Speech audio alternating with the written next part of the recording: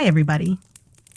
Tonight, let us drift together into the mist-veiled valleys and pine-clad mountains of a land that once knew a silence broken only by the clash of steel and the whisper of secrets in the dark. This is the tale of why life was so brutal in feudal Japan, a world of unyielding lords, restless peasants, and shadows that crept through the rice paddies under a moonlit sky. We shall wander through the seasons of centuries past, listening to the heartbeat of a people who bowed to their masters, yet dreamed of freedom, who wielded swords, yet feared the silence more than the blade. So lie back, close your eyes if you wish, and let us begin our slow journey into the past. In the hush of an early dawn, long before the roosters crowed and the first rays of sun split the mists rolling over the paddies, a boy named Ren awoke to the cold bite of wind through thin paper walls. His family's small farmhouse sat on the edge of the Lord's vast rice fields, where the earth was as precious as life itself, but belonged to another man's purse. Ren was 12, slight and quick-footed, with hair that fell like black ink across his brow and eyes that carried a restlessness too large for his frail shoulders. Each morning began the same. His mother, her back forever bent from years of planting and harvesting, would stir the embers in the hearth, coaxing a thin gruel into a watery boil. His father, silent and distant, would slip on his straw sandals and step out into the half-light, a hoe resting on his shoulder like an old burden that refused to be put down. Ren would follow, half awake, the cold mud of the paddies sucking at his toes, reminding him with every step that the land would never be his. Not truly. Not in this lifetime. The lord of these lands was known as Lord Takamori. In the village, his name was spoken with a bow of the head and eyes lowered to the ground, as if to look too directly at power would burn a hole straight through a man's soul. Lord Takamori lived high above, in a timbered keep on a hill where the cherry trees blossomed even when the peasants starved. His samurai patrolled the muddy lanes on horseback, lacquered armor clinking, their hands never far from the hilts of their swords. To defy them was to invite death, swift and indifferent, as if one life weighed no more than a falling petal. Yet death was not the only shadow in Ren's world. Hunger stalked them like a lean wolf, its fangs bared every winter when the stores ran thin and the cold seemed to creep beneath the very skin. Taxes were paid not in coins. Coins were for the merchants in far-off Kyoto, but in sacks of rice carried on aching backs up the winding road to the Lord's storehouses. If the harvest was poor, the debt was not forgiven. Instead, it grew, swelling like a sickness that would not heal. Some fled in the dead of night, leaving behind empty homes and fields that lay fallow like fresh graves. Most stayed, for there was nowhere to run where the hand of another lord would not find them. Ren, though young, knew all this not through words, but through the hush that fell in his home when the collectors came. Men in blue-gray robes with ledger scrolls and hard eyes that flicked from sack to sack, weighing not just rice but the worth of a family's toil. His father would bow, deep and trembling, as coins the peasants never saw passed between the collector's hands and the lord's samurai who watched from horseback. Once, when Ren was no older than 7, he had seen a man resist. He did not remember the man's name, only that he shouted, voice cracking like a dry reed, about his children's hunger, his wife's tears. The samurai did not shout back. They did not reason. One drew his blade, a single arc of steel that flashed in the gray dawn, and the man's voice fell silent forever. Ren's mother had pressed his face into her sleeve so he would not see, but the sound lingered, long after the body was dragged away. And so Ren learned young that life was not something one owned outright. It was borrowed, like the land, like the harvest. It belonged to the Lord, and the Lord belonged to the endless wheel of power that turned above the peasants' heads. Shogun, emperor, ministers whose names Ren would never know. Even the monks who came down from the temple to bless the fields spoke of duty, of accepting one's place in the order of things. They spoke of karma, of the cycle of birth and rebirth, as if poverty were merely a lesson one must suffer to earn a kinder life next time. Yet in the nights, when the hearth's embers glowed low and the wind rattled the walls like a restless spirit, Ren would lie awake and dream of something more. He dreamed of the samurai's sword, not as a tool of fear, but as a key to a door that might open to freedom. He dreamed of a life where no collector would ever weigh his family's worth in rice. In these quiet rebellions of the mind, Ren's world softened. He could almost believe that beyond the hills and forests lay a place untouched by lords and swords, a place where the sun rose for him alone. But morning always returned, washing the dreams away like footprints in the rain. Another day of cold mud, bent backs, and the taste of hunger that never fully left the tongue. Another day beneath the watchful eyes of armored men who reminded the peasants that the world was not theirs to shape.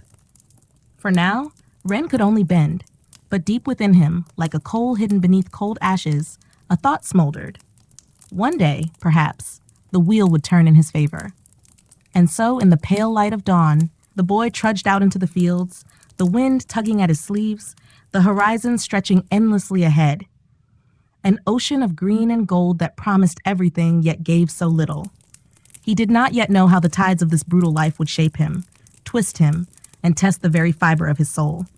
But he knew this. He would endure.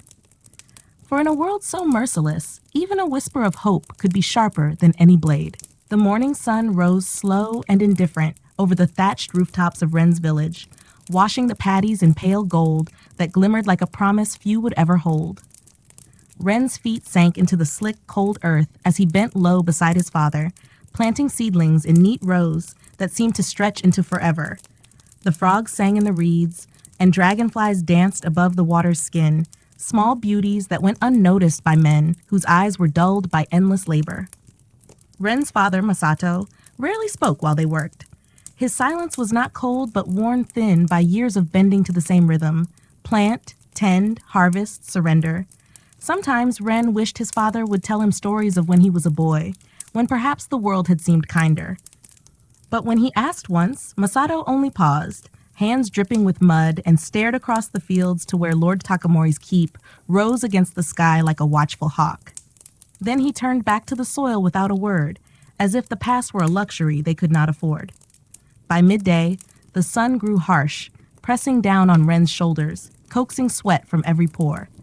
His mother, Hana, brought a basket with cold rice balls wrapped in wilted leaves, and they ate in the narrow shade of a cypress tree at the edge of the fields. Flies gathered, and the taste of the rice was bland, but Ren swallowed each bite with the quiet hunger of one who knew there might not be enough tomorrow. Nearby, other families worked the same stretch of land, their voices hushed, laughter rare. Children no older than Ren's youngest sister waded knee-deep in muddy water, their small hands brushing aside weeds that threatened to choke the crop. Sometimes an old man with a missing eye would pass by, muttering to himself about the days when a peasant's word carried more weight. But those days, if they ever truly lived, were buried beneath centuries of iron rule. When the meal was done, Ren lay back for a moment, staring at the slow drift of clouds above.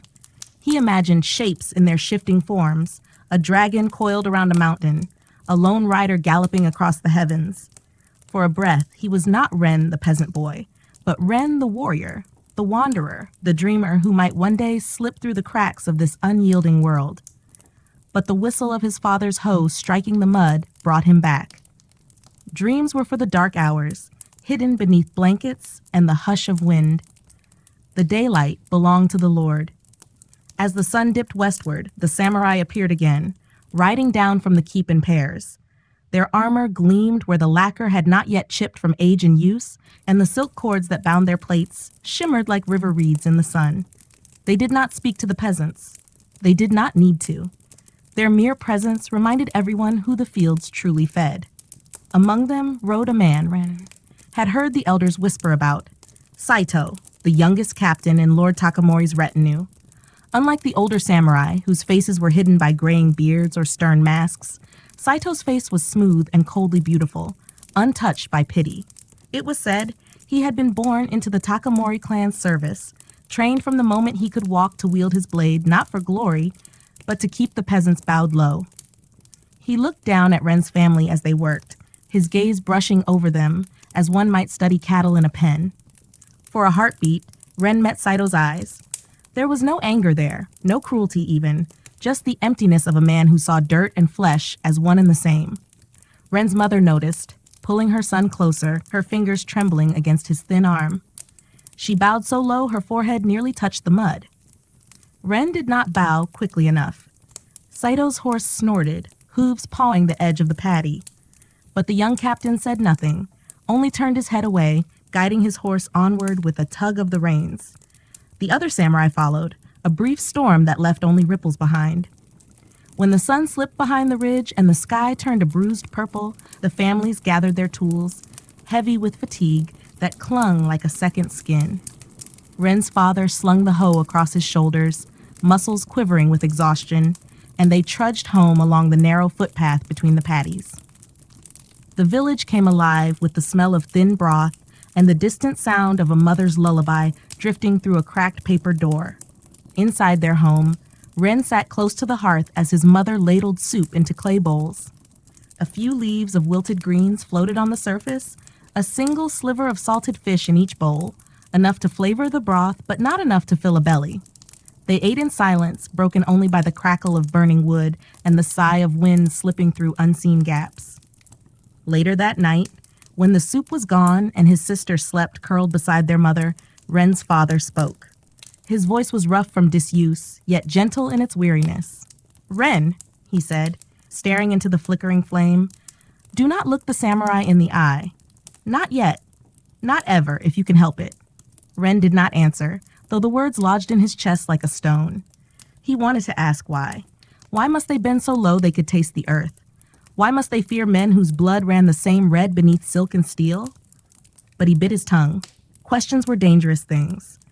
They cracked open doors that should stay shut in a land where mercy was rare. That night, sleep came slow. Ren lay awake long after his father's quiet snores filled the room. He stared at the shadows dancing on the rafters, thinking of Saito's empty gaze, of the keep on the hill where the lamps never went dark, where warm rice and silk robes and sharp blades waited for the next dawn. Somewhere deep in his chest, the coals smoldered brighter. Someday, he told himself, he would understand the world beyond these paddies. Someday, he would know why they must bow, and when, perhaps, they would no longer need to. Outside, the wind rattled the bamboo fence, whispering secrets in a language older than any lord. Ren listened, eyelids heavy, dreams stirring like restless ghosts just beyond the reach of dawn. When dawn arrived, it did so gently, as though it pitied the weary souls who would rise to greet it. A thin veil of mist clung to the paddies like a ghost reluctant to leave the world of the living. Ren awoke to the soft hush of his mother moving about the small house, folding away the thin bedding and tending the ashes of the hearth. He blinked sleep from his eyes, the ache in his limbs from the day before already familiar, as much a part of him as the shape of his own hands. Outside, his father's silhouette moved slowly through the half-light, gathering the same battered tools they used each day. Nothing ever seemed to change. The earth demanded the same sacrifices over and over, as if it needed to be reminded that the peasants still knew their place. Ren rubbed warmth into his arms before slipping on his worn sandals, the straw frayed at the edges, the cords biting into his skin as he walked. The village was awake now, though it spoke in whispers. Mothers guided sleepy children down the muddy paths, men bent beneath bundles of tools and baskets for the day's work. Somewhere a rooster crowed, but its cry was swallowed by the wind rustling through the rice. Only the crows, perched on the crooked roofs, seemed free, black scraps of shadow watching from above, untouched by taxes or swords. Ren found himself glancing toward the path that wound up the hill to Lord Takamori's keep. From here, it seemed unreal, a place of carved timber and painted screens, hidden gardens and guarded gates. He imagined the samurai there now, polishing their armor, drinking tea brewed with water cleaner than anything that ever filled his family's pot. He wondered if they laughed about the peasants below, or if they thought of them at all. By midday, the sun burned the mist away, laying bare the truth of the fields. Backs bent low, hands raw and swollen, sweat beading on foreheads only to drip into the thirsty soil. The air buzzed with insects, but the people moved like shadows, silent, enduring, lost in the rhythm of survival. Ren's mother worked beside him that day, her hands deft and uncomplaining. Sometimes she would glance at him, a small crease of worry at the corner of her eyes, as if she could see the restless ember in him that would not die. In the distance, a lone figure approached. A girl not much older than Ren, her hair tied back with a scrap of faded cloth. She carried a bundle of firewood on her back, so large it seemed it might swallow her whole. Her name was Akiko, and though they rarely spoke, Ren knew her well enough to feel the brief stirring of something lighter than the burden that hung over them all. She paused by the edge of the field, catching Ren's eye with a shy nod. He straightened, wiping mud from his hands onto his trousers. For a moment, the hush of the paddies softened. Akiko set down her bundle and pulled from its folds a single rice cake wrapped in a leaf. She held it out to him with both hands, her eyes darting toward his mother, who pretended not to see. "It's not much," she said, her voice barely louder than the breeze. "But you look hungry." Ren hesitated. To take a gift when your own belly growled was tempting enough, but the shame of accepting charity, even from another peasant, pressed on him. Still, when he took it, the warmth of her hands lingered on his fingertips. He bowed his head, murmuring thanks, and tucked the small treasure into his sleeve. They spoke no more. Akiko shouldered her bundle again and disappeared down the path that led to her family's hut, where her father lay ill from the last winter's famine, and her mother fought each day to keep the collectors from taking what little they had left. Ren watched her go, wondering if she, too, dreamed of something better, when the dark fell and the fields fell silent. When the sun dipped low, painting the sky in bruised shades of orange and purple, Ren's family returned home. That night, as they sat close to the hearth, he unwrapped the rice cake and broke it into 4 small pieces. His sister's eyes widened at the sight of something so rare. They ate it slowly, the sweetness of it clinging to their tongues like a memory of spring in the dead of winter. For a few heartbeats, they were not peasants bowed beneath a lord's hand. They were simply a family, sharing a kindness too small to fill their bellies but large enough to soften the night. Later, when the house was quiet and the last embers flickered low, Ren slipped outside.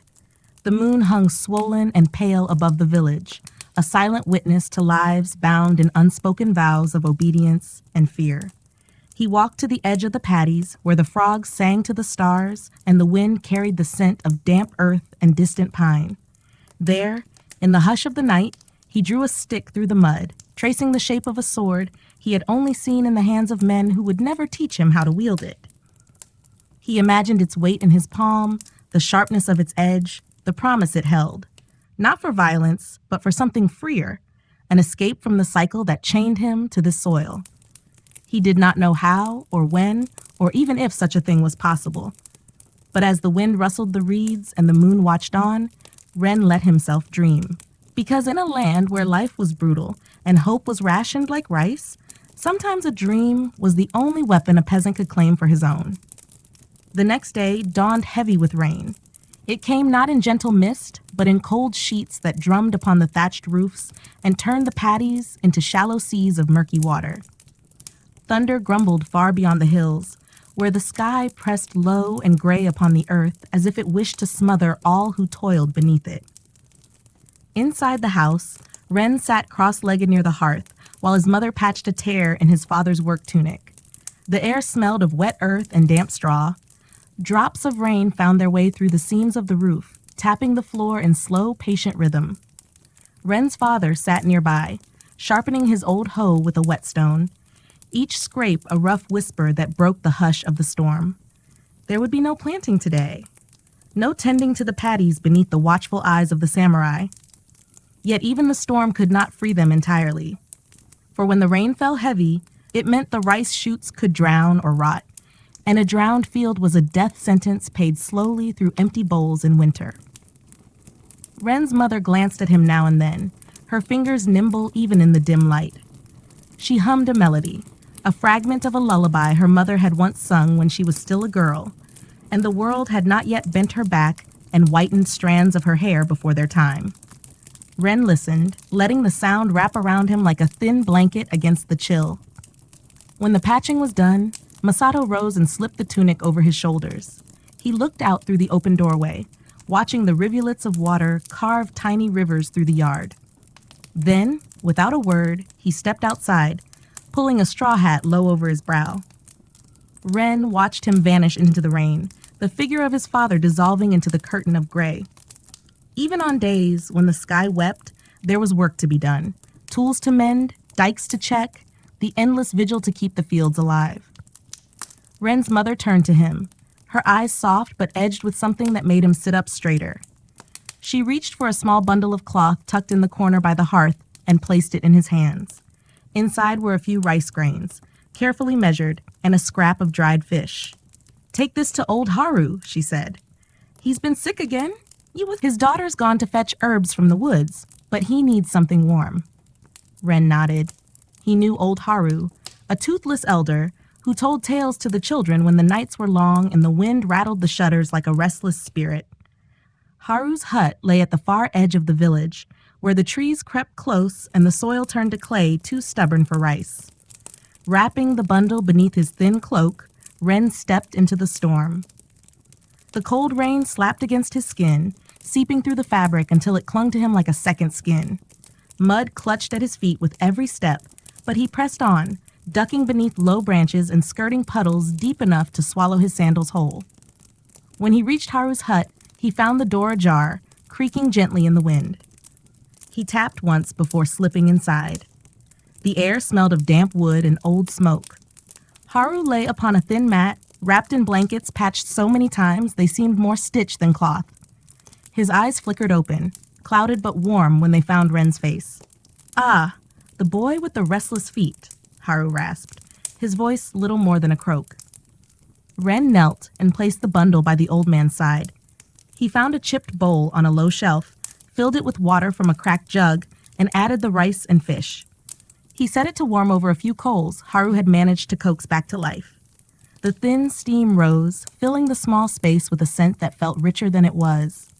Haru watched him with a smile that bent his weathered face into a map of old roads and forgotten summers.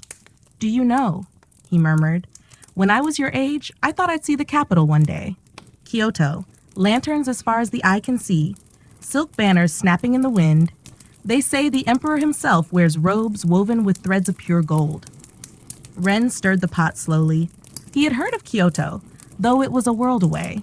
A world of merchants and monks and courtiers who spoke words heavy with poetry and politics, none of which touched the rice paddies here. "Why didn't you go?" Wren asked, his voice soft as the rain drumming overhead. Haru chuckled, though it turned into a cough that left him wheezing. "Because the fields held my feet like roots hold a tree, and by the time I thought to pull them free, my back was too bent, my knees too stiff." He closed his eyes, as if to better see a world that had long turned to mist. "But sometimes, when I dreamed, I'd walk those lantern-lit streets in sandals that never wore thin." Wren did not answer. He ladled the warm broth into a bowl and held it to Haru's lips, steadying the old man's trembling hands. When the broth was gone, Haru drifted back to sleep, a faint smile still on his lips, as though he were, even now, strolling through Kyoto's unseen avenues. Wren sat beside him for a while, listening to the storm's murmur against the walls. He thought of Akiko's rice cake, of Haru's dream of golden robes and lanterns, of his father's bent back, and his mother's quiet songs. Outside, the land waited, hungry as ever. Yet in this small hut, something gentle lingered. A thread of warmth spun from kindness, holding back the cold for just a little longer. When he finally rose to leave, Wren paused at the door. The rain had eased, the clouds splitting to reveal a sliver of pale sky. He stepped back onto the muddy path, the taste of the old man's dream lingering in his chest like a secret. And as he walked home, soaked but strangely lighter, Wren wondered if dreams could truly take root in such soil, or if, like rice in a flooded paddy, they drowned when the storms came too strong and too long. By the time Wren returned home, the rain had dwindled to a steady drizzle, fine enough to cling to his hair and drip from the end of his nose. The village paths were rivers of mud, the huts squatting low and damp beneath their sagging roofs. Smoke rose here and there in thin, wavering columns, families coaxing warmth from what little wood they could spare. Wren slipped inside his house to find his mother kneeling near the hearth, coaxing a weak flame from a handful of twigs. His sister, Aya, sat beside her, small hands stretched out to catch the meager heat. Wren's father had not yet returned from tending the dikes along the fields, checking that the swollen waters did not break their fragile barriers and wash away what little promise the paddies still held. Wren shrugged off his wet cloak and draped it near the fire, its threads dripping steadily into the packed earth floor. He settled beside Aya, who leaned against him, her cheek cold where it pressed his arm. She looked up at him with wide, dark eyes that always seemed too big for her small face. "Did old Haru smile?" she asked, voice hushed, as if the rain might overhear. Ren nodded, brushing a strand of damp hair from her forehead. He did. He dreamed of the capital again. Aya's eyes lit, though she had never seen more than a handful of houses gathered under one lord's roof. To her, the word capital might as well be a tale of fox spirits or dragons hidden in the hills. "Do you think people there are never hungry?" she whispered. Before Ren could answer, their mother spoke softly, her voice a warm thread weaving through the chill. "Hunger lives everywhere, little one, even in palaces with gold screens and gardens full of cranes. But maybe," she added, glancing at Ren, "it hides its face better there." They fell silent after that, listening to the wood hiss as the flame caught hold at last. Ren's thoughts drifted back to old Haru's words, to feet held fast by fields, to dreams left behind like broken tools in an abandoned shed. He wondered if the soil beneath Kyoto was softer, if a man could walk away from it without roots clinging to his heels. When Masato returned, he looked older than the morning had left him. His straw hat dripped rainwater down his back as he stepped inside, shoulders hunched, clothes spattered with mud. He sat by the fire without a word, extending his palms to the warmth as Hana ladled out a thin broth for him. Water, rice scrapings, a hint of bitter greens that did little to ease the hollow gnawing in their bellies. They ate slowly, listening to the rain's soft patter on the roof, the wind sighing through the bamboo fence outside. Ren watched his father's face in the flicker of firelight. Masato's eyes were fixed on the flames, but they did not see them, seeing instead the dikes threatening to burst, the seedlings drowning, the tax collectors already sharpening their ledgers for the coming month. After the bowls were emptied and stacked aside, Masato cleared his throat, voice rough as the old hoe he carried. "Tomorrow," he said, "the road to the keep must be cleared. The storm has brought down branches and stones. Lord Takamori's men will come to see it done." Hana's hands stilled on her lap. Aya pressed closer to Ren, sensing the hush that had fallen in the space between her parents. Ren knew what it meant. Not all work was paid in rice or coin.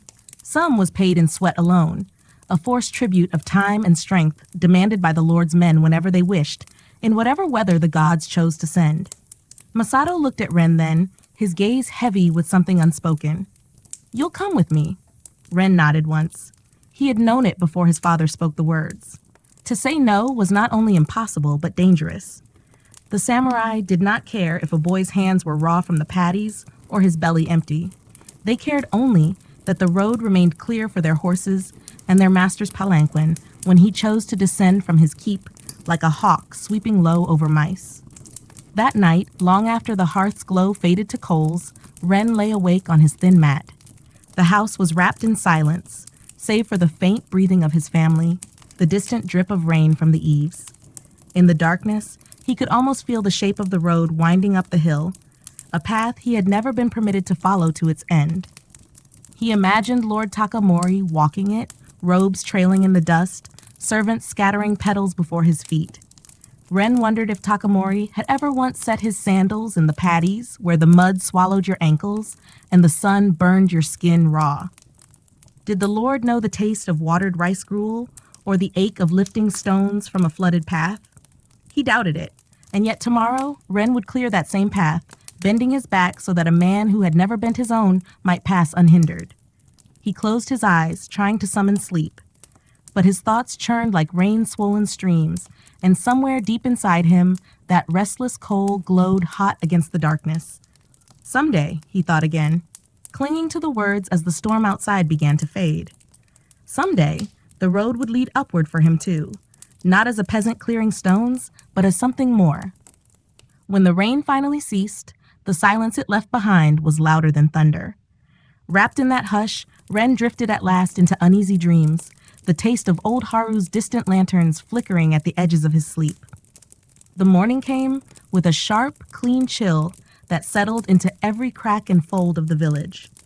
The storm had passed, leaving the world slick and gleaming under a pale sun that did little to warm the bones. Ren rose before the first rooster's crow, his breath clouding the cold air as he pulled on his patched tunic and stepped outside beside his father. The path that led from their home wound through paddies still brimming with yesterday's rain, reflecting the sky like broken mirrors. Ren's sandals sank into the sodden earth, each step a slow battle against the sucking pull of the mud. Ahead of him, Masato walked with steady strides, the old hoe resting across his shoulders, the same way his father and his father's father had likely carried theirs. It seemed there was no end to the burdens passed down like heirlooms. They joined a handful of other villagers at the foot of the hill road, a narrow, winding strip of earth and stone that led to the imposing gates of Lord Takamori's keep. Already, branches torn from ancient cedars lay scattered like the bones of fallen giants, and rocks dislodged by the rain blocked the wheel ruts left by passing carts. A pair of samurai waited there, their armor lacquered black and blue, helmets crested with simple iron ornaments that glinted when the clouds parted. They sat astride restless horses, eyes hidden behind the iron bands of their helmets, hands resting on the hilts of swords that never dulled.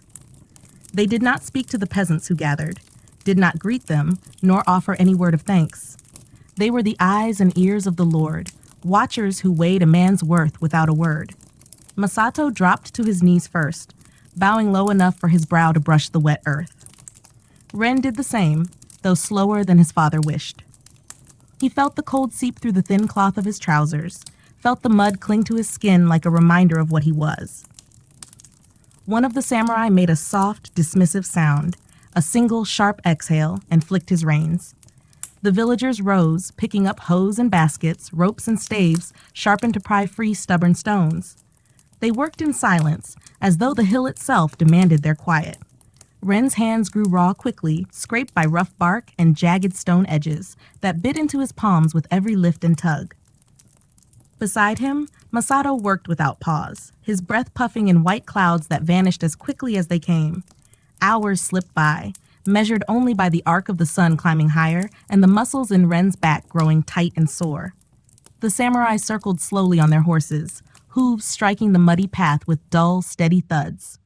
Now and then, one would dismount to inspect the villager's progress, his blade tapping against his thigh in an unspoken warning that the road must be clear before dusk.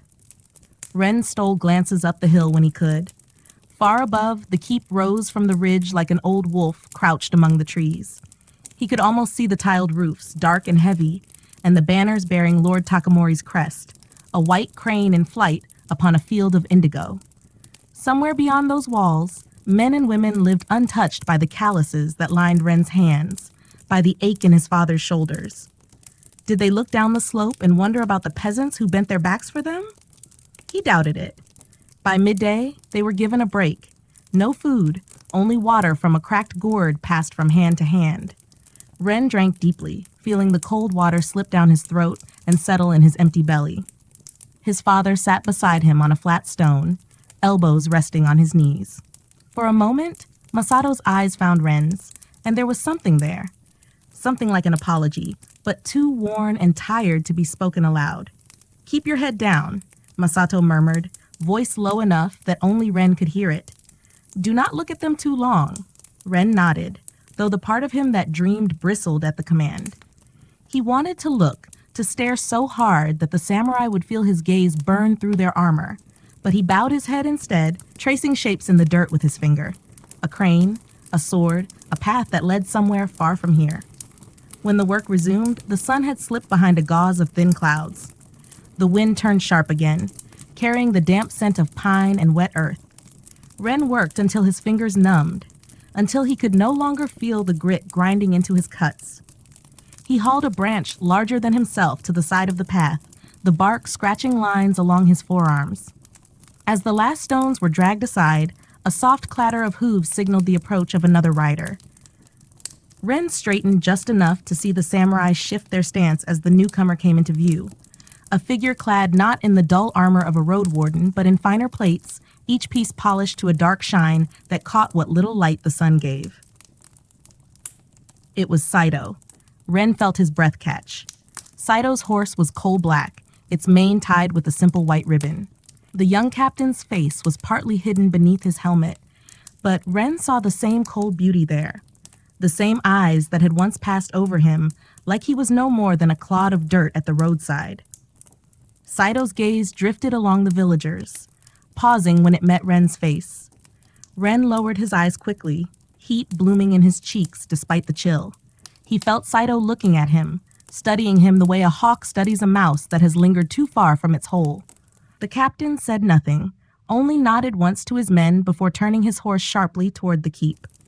The hooves splashed through the last of the mud, flinging droplets that speckled Ren's tunic.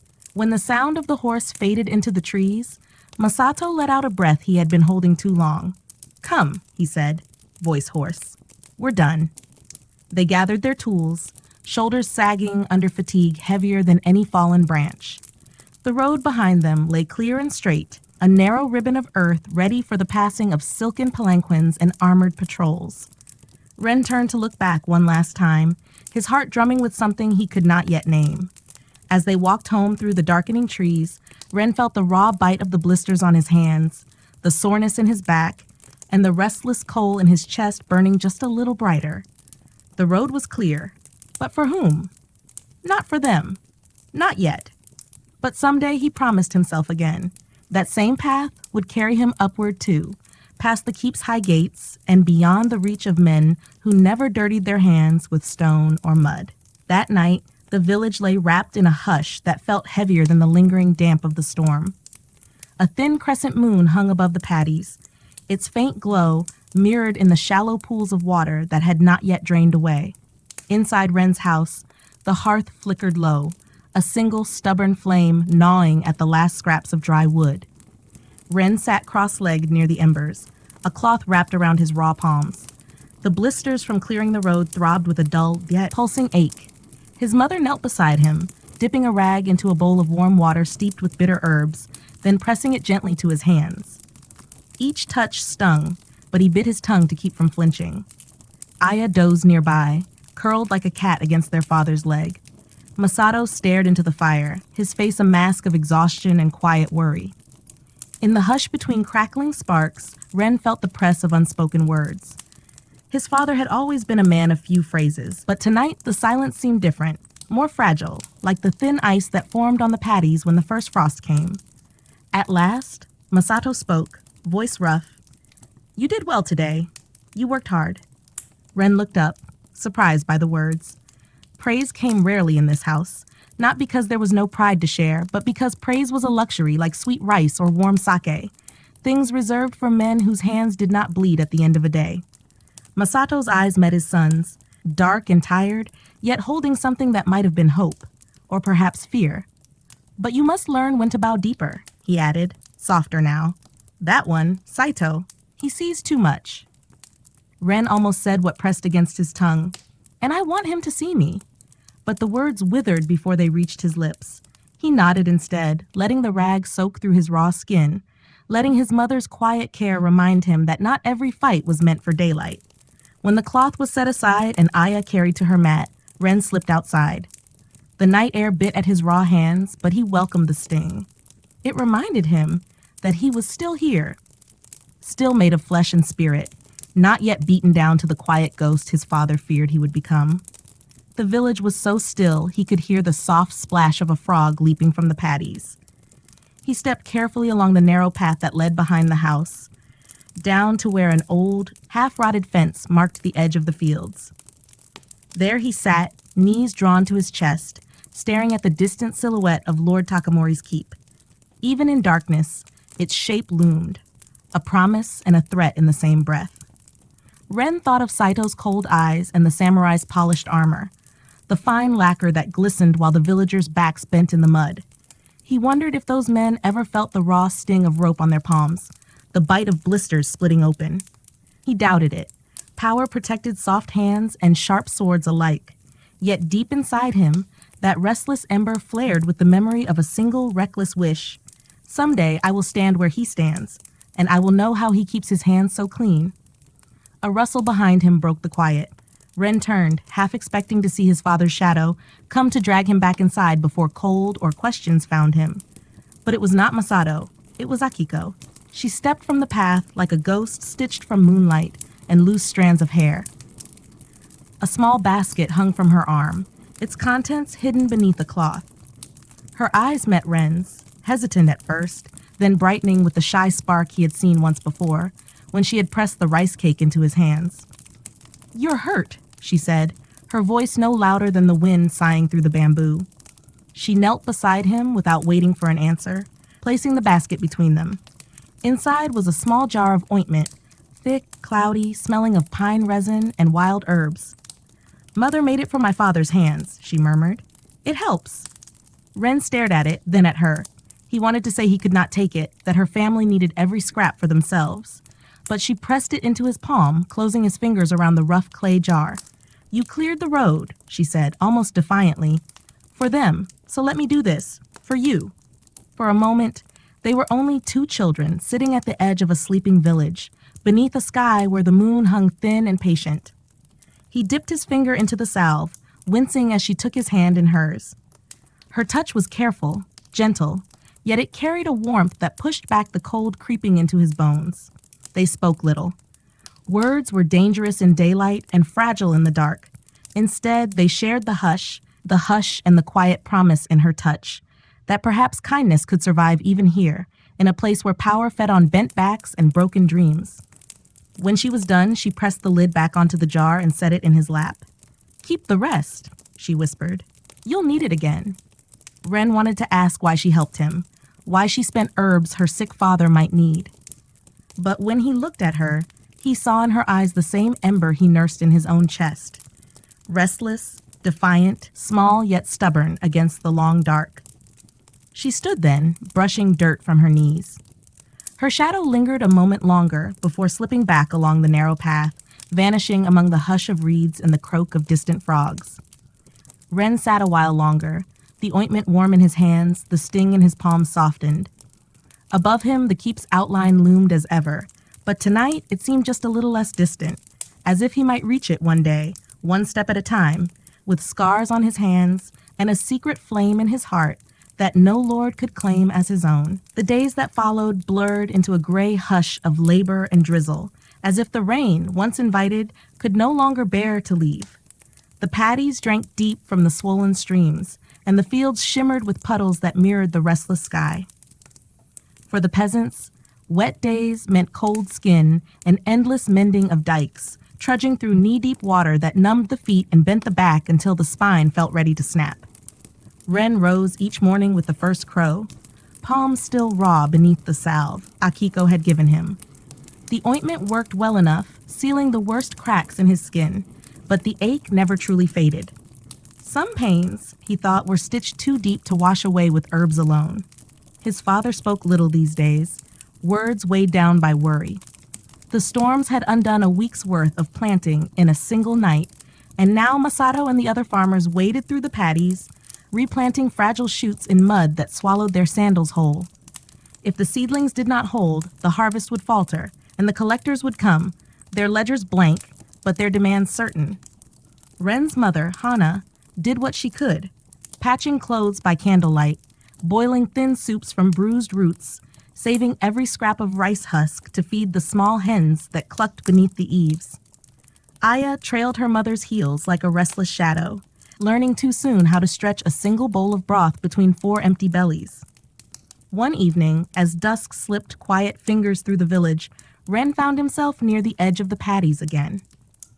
The day's labor had left him soaked and shivering, mud crusted to his knees. He sat on a low stone wall that bordered a half-flooded footpath, watching the dragonflies skim the mirror of standing water before the chill chased them to their hiding places.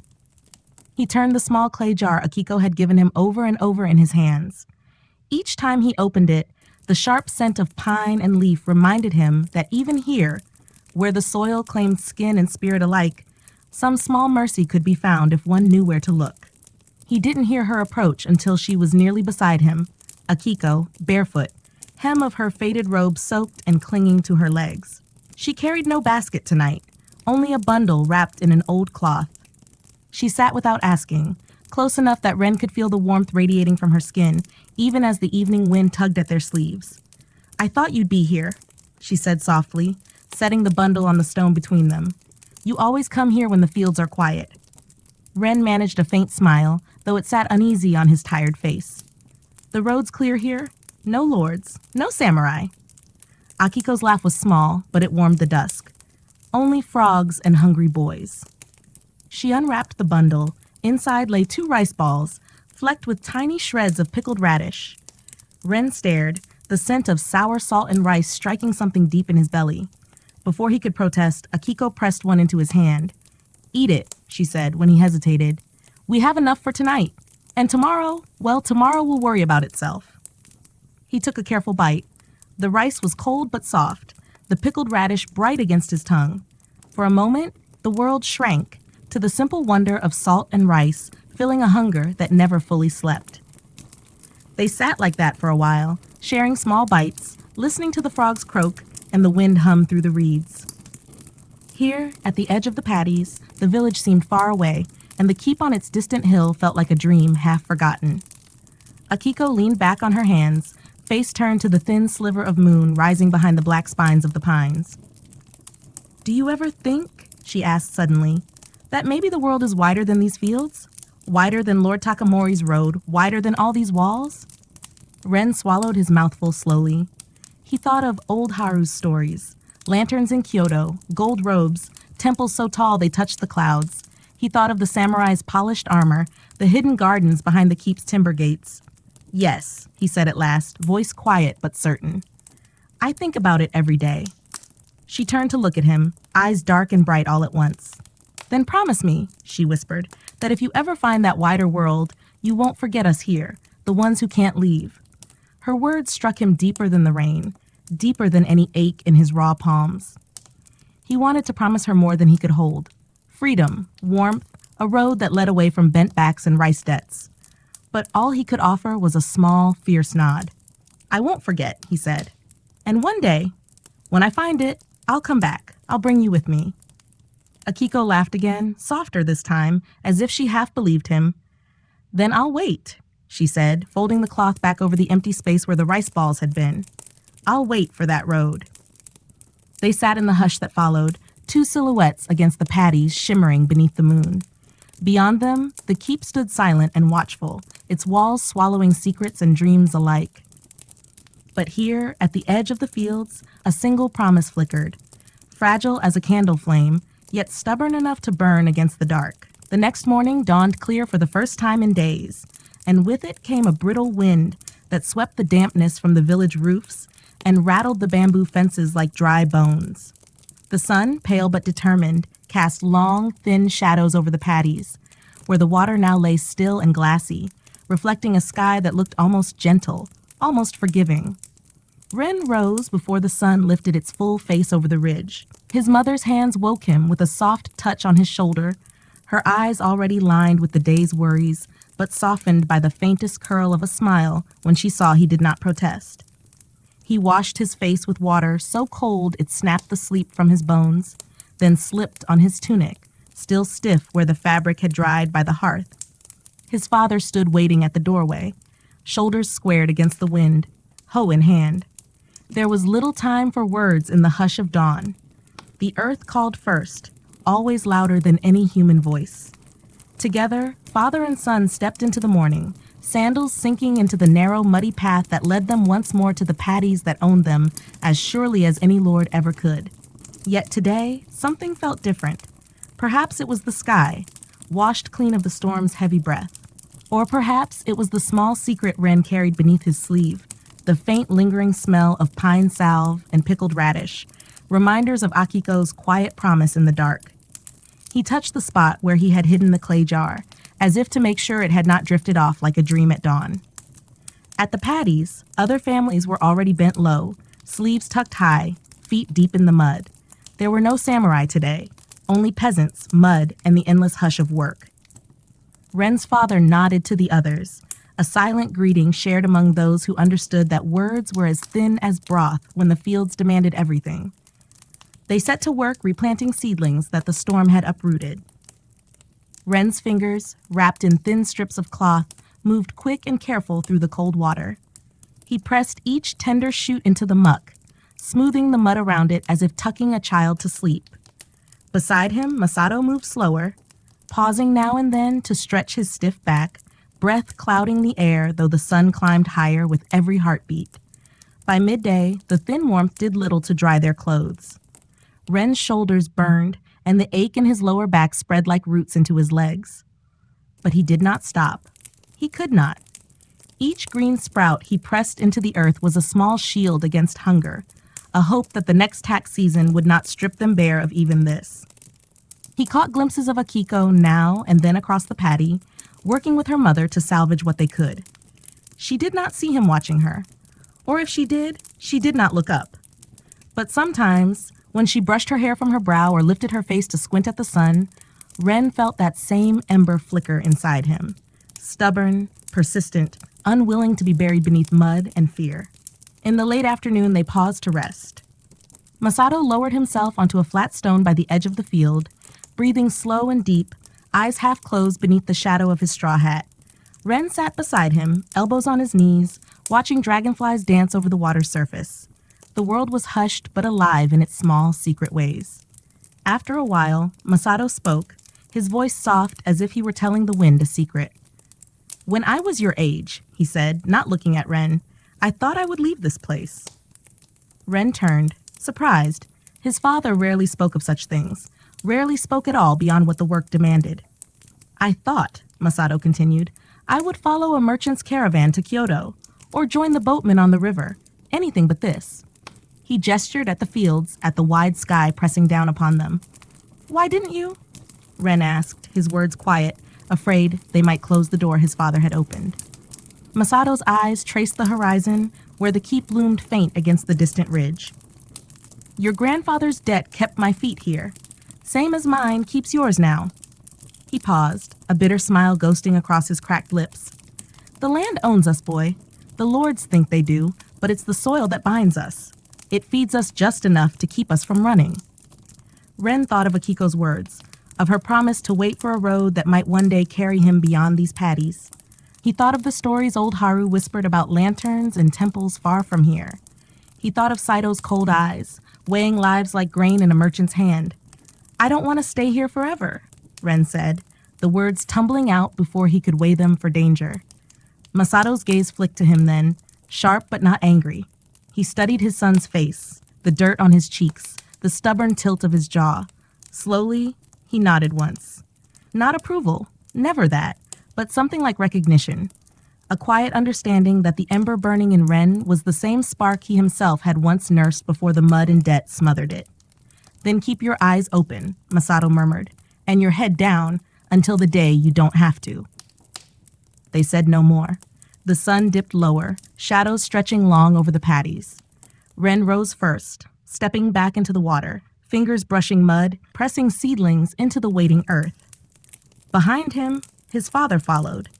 Two bent backs mirrored on the glassy surface of the flooded field. And above them, the sky burned gold and soft, as if it too held a promise, one whispered only to those stubborn enough to lift their eyes from the mud and believe there was more to the world than fields and debt and the keep on the distant hill. The winds that wound their way through the high mountain passes of feudal Japan carried secrets, whispers of clans, of hidden swords, of bitter vendettas that lingered like a ghost upon the bamboo groves.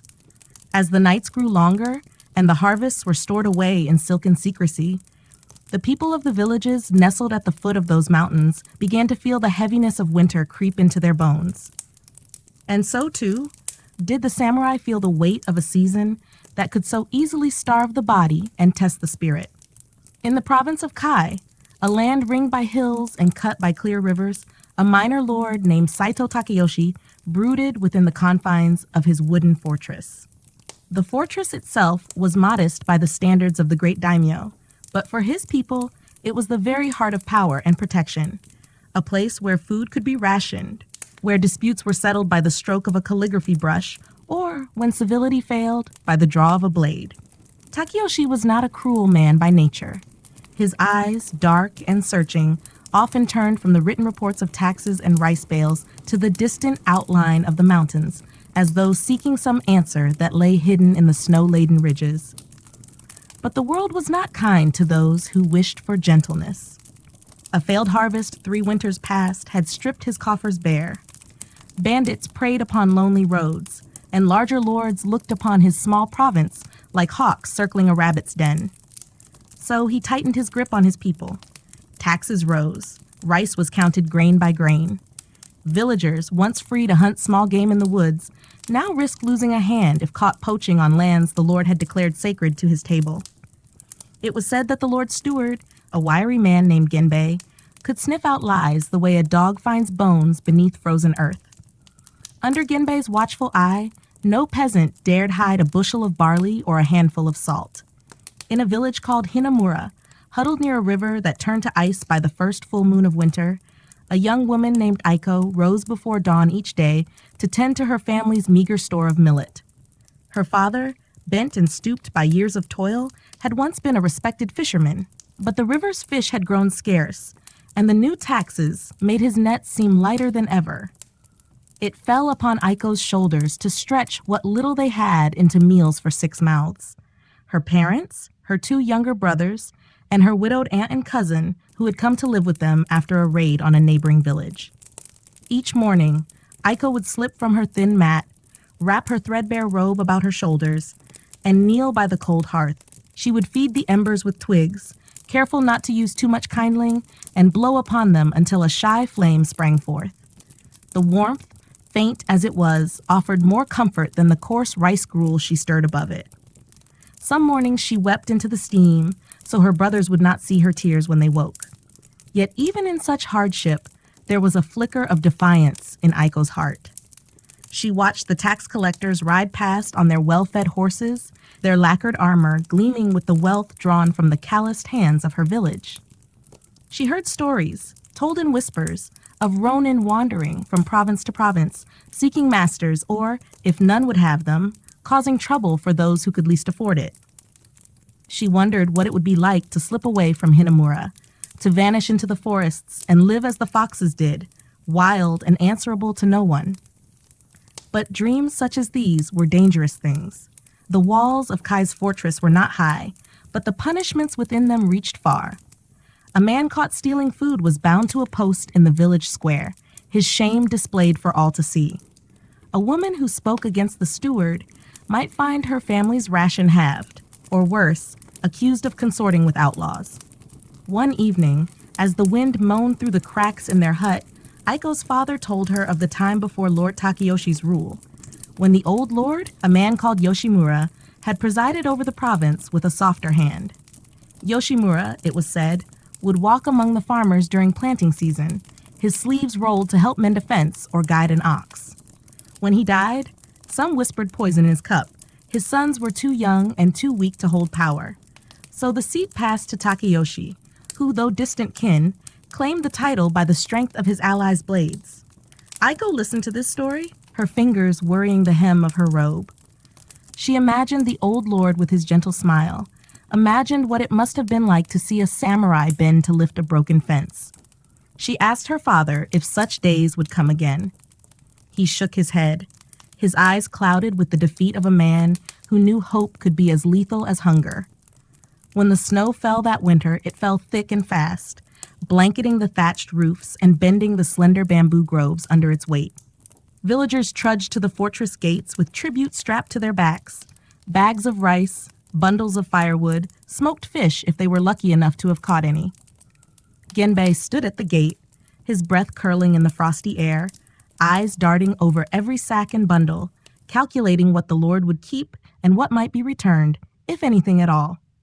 Aiko went with her father, their offering a woven basket of dried millet.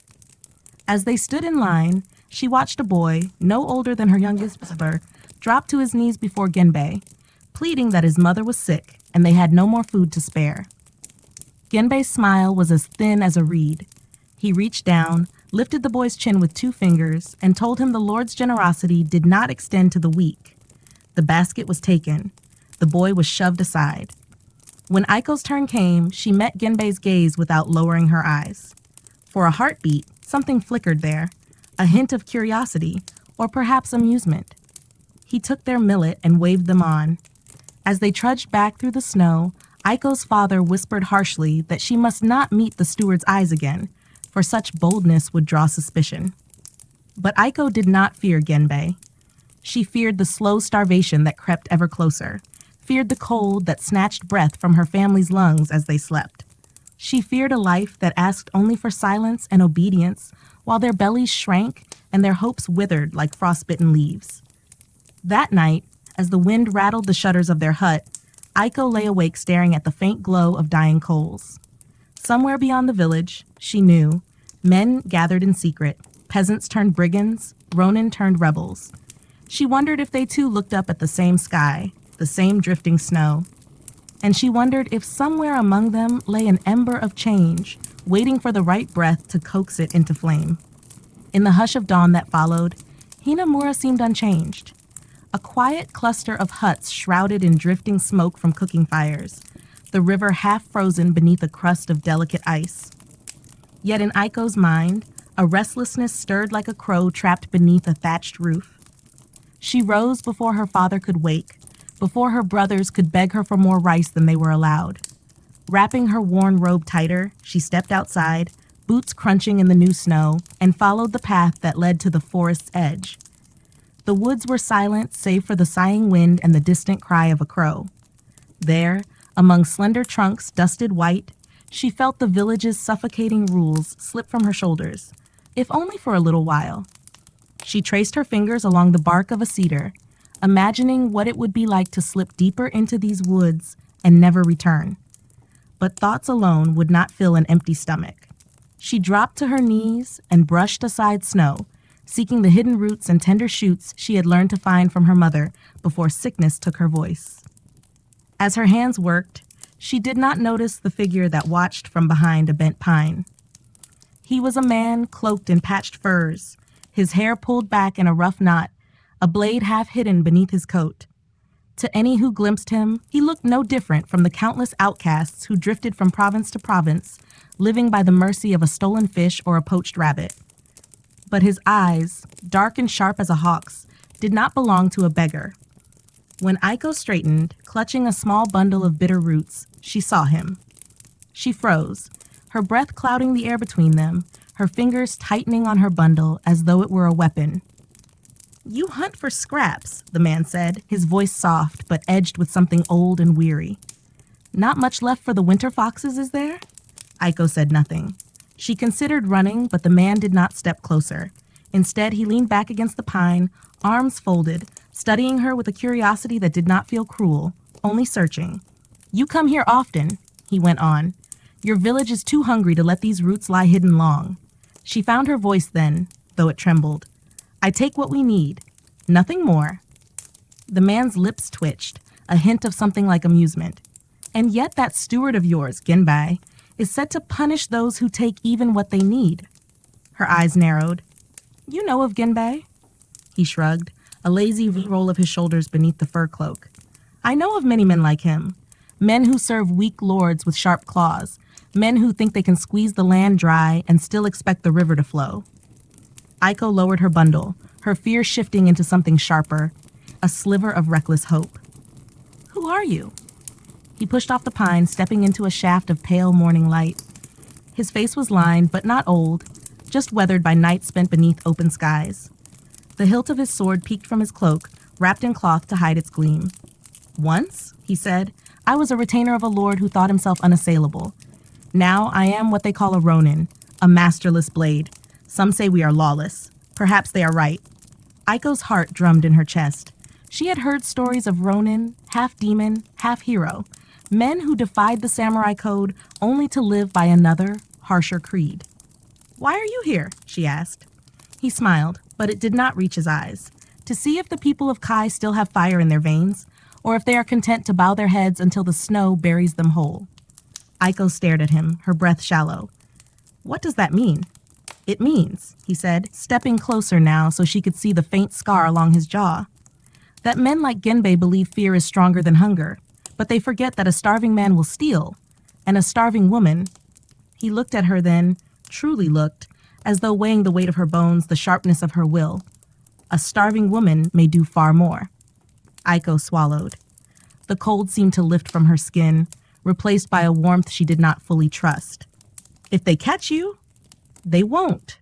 He leaned in, lowering his voice. But if you listen well, maybe you won't starve. Maybe you won't bow. Before she could ask more, he slipped something from his cloak, a small bundle wrapped in oilskin. He tossed it to her. She caught it, almost dropping her precious roots.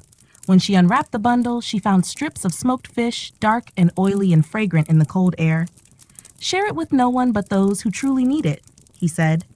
And when the time comes, remember you met me here. She looked up, but the man was already moving, melting into the trees like a ghost. She opened her mouth to call after him, to demand his name, but the words stuck in her throat. All that remained was the hush of the wind through the branches and the bundle of fish in her trembling hands. When Aiko returned to her hut, she hid the fish beneath her sleeping mat. That night, she fed her brothers a thin soup of roots and herbs, but when the fire burned low and the village lay under a blanket of restless dreams, she woke them softly and pressed morsels of the smoked fish into their palms. They ate in silence, eyes wide with wonder, mouths full for the first time in many days. Outside, snow fell again. Aiko lay awake long after her brother's breathing slowed. In her mind's eye, she saw the Ronin's scarred face and heard his quiet promise that fear could be broken, that hunger could be turned into something sharper than a sword. And as sleep claimed her at last, she dreamt not of Genbei or Lord Takeyoshi, but of the forest and the shadows that moved within it, waiting. Winter deepened its hold upon Kai Province, wrapping village and fortress alike in layers of biting cold and brittle silence. Beneath the frost, however, something fragile yet stubborn began to stir, like a seed pushing blindly through frozen soil. It flickered among the huts of Hinamura, carried on hushed voices and cautious glances, fed by the smallest rumor that perhaps all power was not so absolute after all. Aiko moved through these days like a wraith, her eyes lowered when Genbai's men passed by, her lips sealed tight when neighbors wondered aloud at how her brothers seemed a little less gaunt than before. Each evening, when the cooking fire dwindled to its last ember, she would slip the smallest scrap of fish or root beneath her sleeping mat, saving it, always, for when the cold grew too sharp and her brothers' bellies growled too loud to ignore. Yet for all her care, the unease among the villagers grew. It was a strange, uneasy hope that took root, for with each passing day, more signs whispered of change. A stranger seen on the wooded path, clad in patched furs, lingering too near the rice storehouses. A stash of dried beans appearing by the door of an elder who had given his last coins to the tax collector. And always the same question murmured from one mouth to another. Who would dare such defiance, and for what cause? In the fortress, Genbai's vigilance sharpened to a blade's edge. He doubled the patrols on the snow-choked roads and questioned the village headmen with a smile that promised punishment if their answers rang hollow. In the great hall where Lord Takeyoshi took his meager comfort, his meals no richer than the meanest of his lesser samurai now, Genbai knelt and spun tales of hidden plots and secret gatherings. Bandits, my lord, Genbai hissed through his thin teeth. Peasants who think they can stand shoulder to shoulder with trained men. And Ronin, rootless dogs who crawl from their holes when they smell weakness. Lord Takeyoshi listened, his fingers drumming upon the lacquered armrest of his seat. His once silken robes had dulled to a coarse winter-browned weave. Beneath the flickering oil lamps, his face seemed older than his 33 years, each line carved by sleepless nights spent balancing empty granaries against hungry mouths. If you know of these traitors, Takeyoshi said at last, voice low, why do they still breathe? Genbei bowed lower, forehead nearly touching the rush mats. I bait the trap carefully, my lord. A snake is easiest to kill when it believes itself unseen. The lord nodded, but his eyes drifted to the painted screen behind Genbai's bowed head, cranes lifting their wings above a pine forest. He thought, not for the first time, how easily beauty became a lie when hunger clawed at a man's gut. Meanwhile, in the forest beyond Hinamura, the Ronin whose name Aiko did not yet know gathered with others like him. They met beneath the bare branches of ancient cedars, voices muffled by falling snow, blades hidden beneath patched cloaks and threadbare straw hats. They were few, no more than 10, but each man had learned the old ways, how to slip through the dark unseen, how to wield a spear against a mounted samurai, how to vanish before dawn broke the cover of night. Their leader, the scarred Ronin, crouched over a rough map drawn with a twig in the frost. Around him, the others shifted their weight, eyes darting toward the shadows that ringed their circle. Trust was a brittle thing among men who had once bowed to lords who betrayed them, yet they listened when he spoke. "The steward grows watchful," he murmured. "His dogs sniff every hut for scraps of stolen rice. But the people's bellies cannot lie forever. When hunger grows too sharp, they will choose silence or a blade." A younger Ronin, little more than a boy with a thin beard and eyes bright with reckless fire, spat into the snow. "Why wait? Let us strike the fortress, take their stores, cut the steward's head from his shoulders. The peasants will rise when they see we are strong." The older man's eyes, hard and dark, flicked to him. "And when Lord Takeyoshi sends for help from the daimyo, when 1,000 men come riding from the plains to burn this forest to ash, you would trade starvation for slaughter." Silence settled then, broken only by the distant creak of branches heavy with snow. At last, another man spoke, this one broad-shouldered, a scar twisting the corner of his mouth into a permanent sneer. "Then what? We wait until the steward finds us in our sleep?" The leader's gaze turned south, where faint torchlight sometimes glimmered on clear nights, Hinimura's fires, flickering like candles bracing against the wind. "No," he said at last. "We do not wait. We teach the people how to steal what is already theirs. Grain hidden in the fortress cellars, salt hoarded by Genbei's dogs. They will not rise for blood, but they will rise for a full bowl." And so it was that while Genbei ordered his men to search barns and root cellars for signs of theft, the real theft began beneath his very nose. A barrel of rice vanished from a guardhouse near the fortress gate.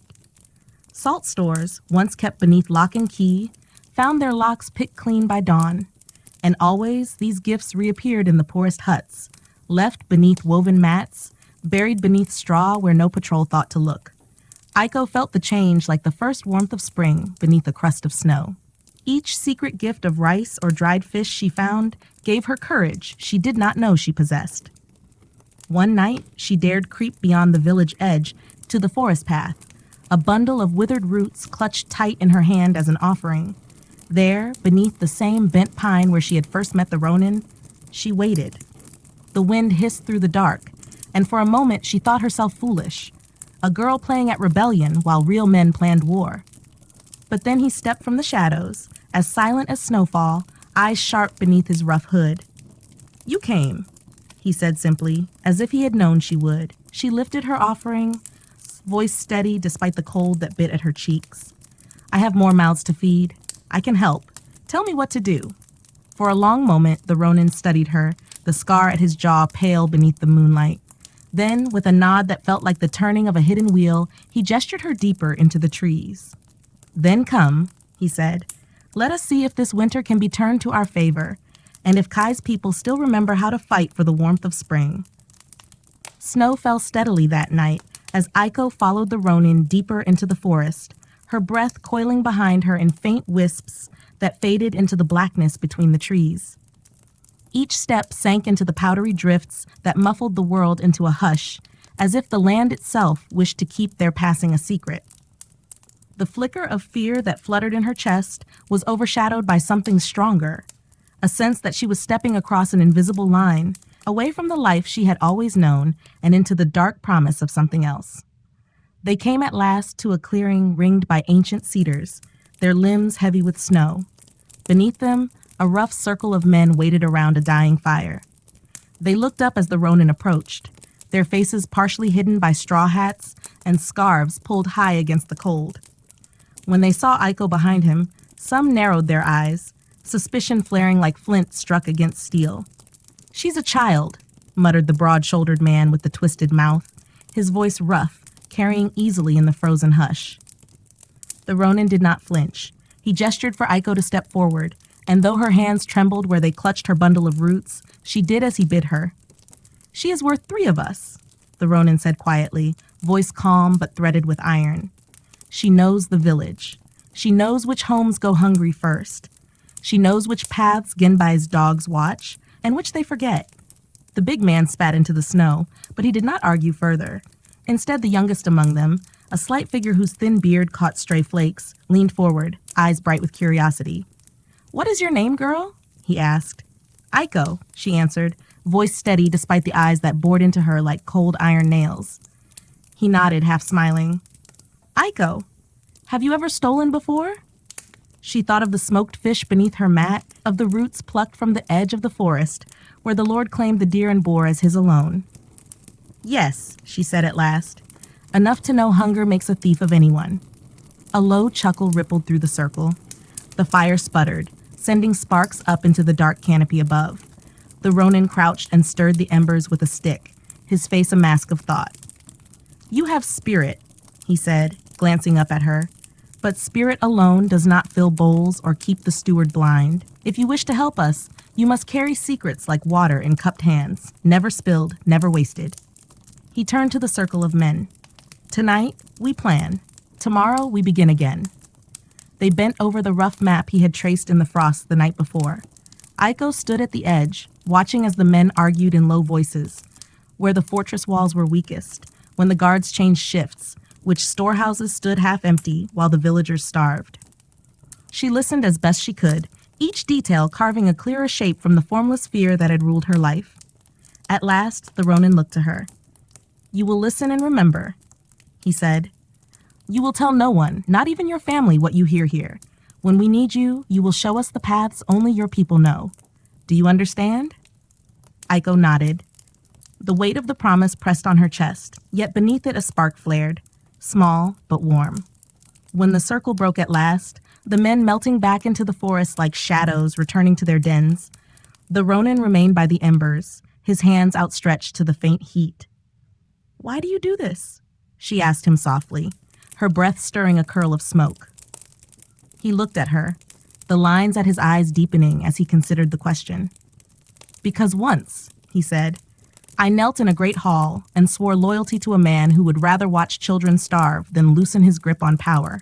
Because I believed the sword served honor, but a blade that guards only the strong is nothing more than a wolf's fang." He fell silent for a moment, then added, voice distant, "I do this because I am tired of kneeling." The wind shifted, rattling the bare branches overhead. Aiko shivered and hugged her bundle of roots closer. "Will we win?" she asked, her voice small in the vast snowbound dark. He looked at her then, and for the first time she saw the flicker of weariness beneath his calm, an old bitter fatigue that even the warmth of rebellion could not melt. "We may not," he said truthfully. "Many will not. But if we do nothing, we have already lost." He rose, brushing snow from his knees. Without another word, he led her back through the forest. They moved in silence, the only sound the soft whisper of snow slipping from laden branches. At the edge of the trees, where the first outline of Hinamura's huts rose ghost-like in the moonlight, he stopped. "Go home," he murmured. "Feed your brothers. Speak of this to no one." Aiko hesitated. "What should I call you?" she asked at last, though she knew he might give her no name at all. He glanced back, his scar catching the moonlight like a thin blade. A ghost of a smile touched his lips. "Once I was called Harada," he said. "It will do for now." And with that, he turned away, vanishing once more into the shifting shadows between the ancient cedars. Aiko watched until he was gone, her heart thrumming not with fear, but with a restless, dangerous hope. When she crept back into her family's hut and lay down beside her brothers, the cold seemed a little less sharp than before.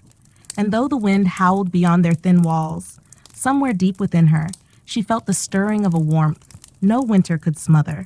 The days that followed slipped by in a hush of falling snow and the muffled clatter of the village's daily burdens.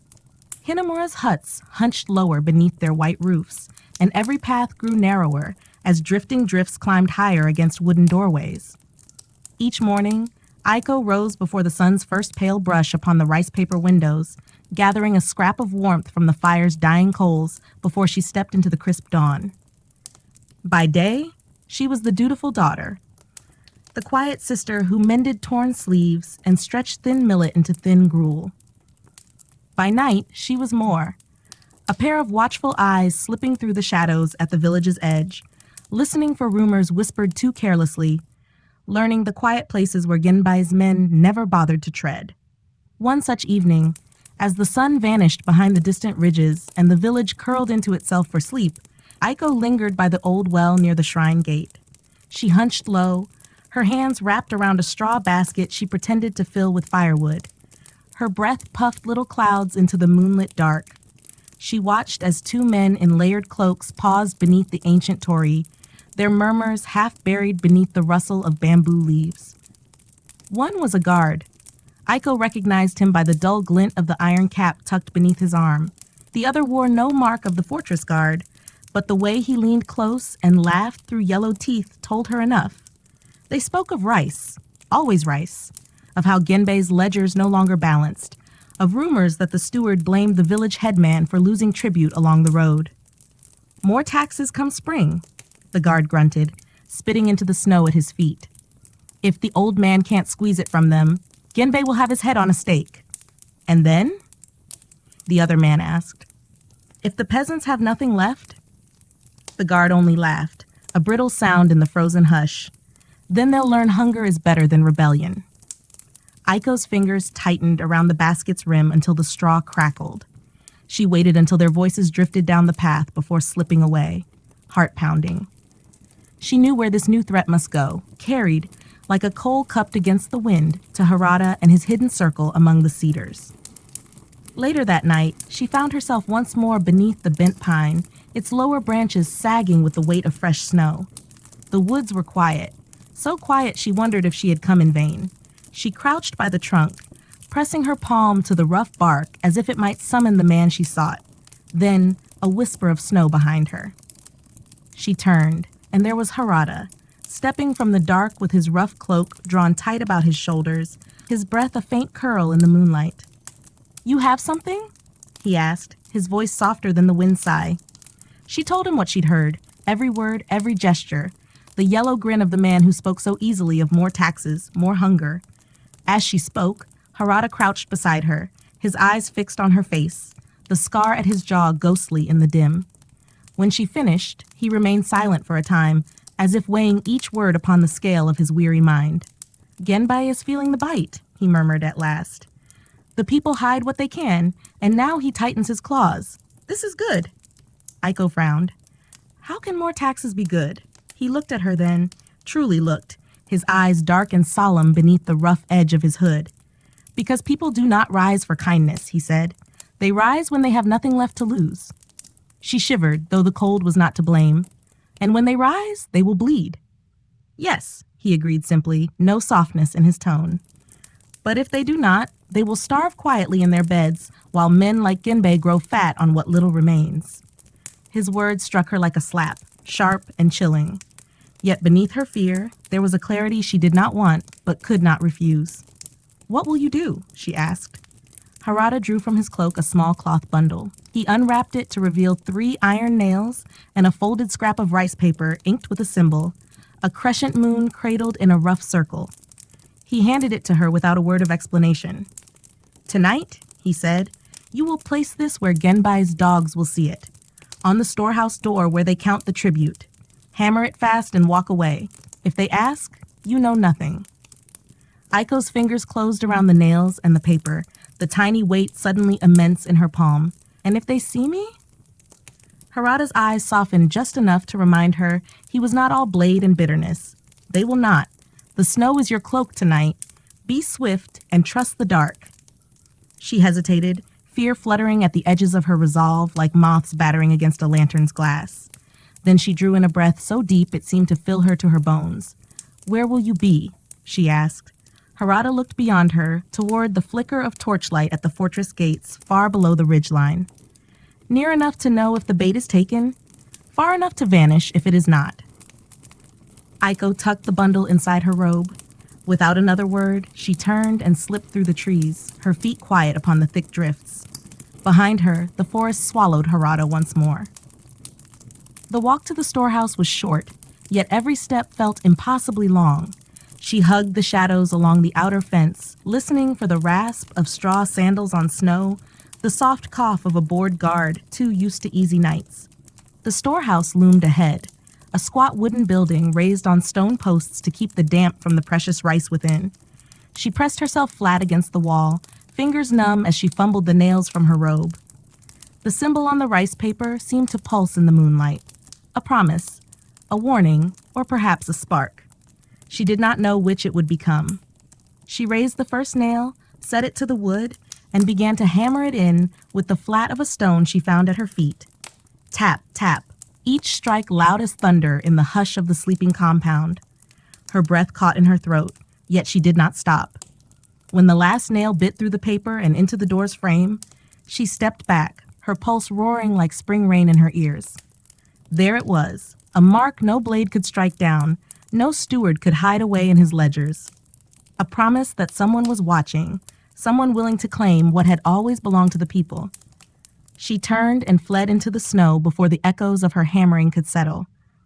By the time the first torch bobbed around the corner, the girl who had stood there was gone, swallowed by the cold, the dark, and the whispering cedars beyond.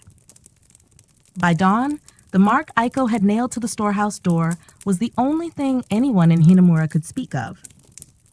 Word spread first among the guards, then along the line of peasants who trudged through the fortress gates with their meager tributes of winter grain and salted fish. Whispers slipped through the frozen air faster than any torch could catch them. Someone had left a sign. A symbol no one claimed, but everyone understood. Genbei arrived at the storehouse before the sun's pale face had cleared the ridgeline. He stood before the nailed scrap of rice paper, his thin lips drawn tight as a snare. Around him, a clutch of guards shuffled in the cold, their breath rising in white puffs, eyes darting from the mark to the ground at their feet, as if afraid the snow might speak the traitor's name aloud. The steward raised one bony hand and traced a finger along the inked crescent moon. The symbol meant little to him at first glance, but its boldness made his stomach twist. This was not the sign of a starving fool who snatched a handful of rice under cover of darkness. This was defiance painted in clear strokes, left to be seen. A challenge. He turned to the captain of the guards, a stout man with eyes as small and sharp as black seeds. "No footprints?" Genbei asked, his voice flat as the iron-gray sky. The captain shook his head, sweat beading on his brow despite the cold. "Snow fell all night, steward. Covered any trail clean. No one saw a soul come or go." Genbai's gaze swept the packed snow around the storehouse, then lifted to the huts beyond the fortress walls.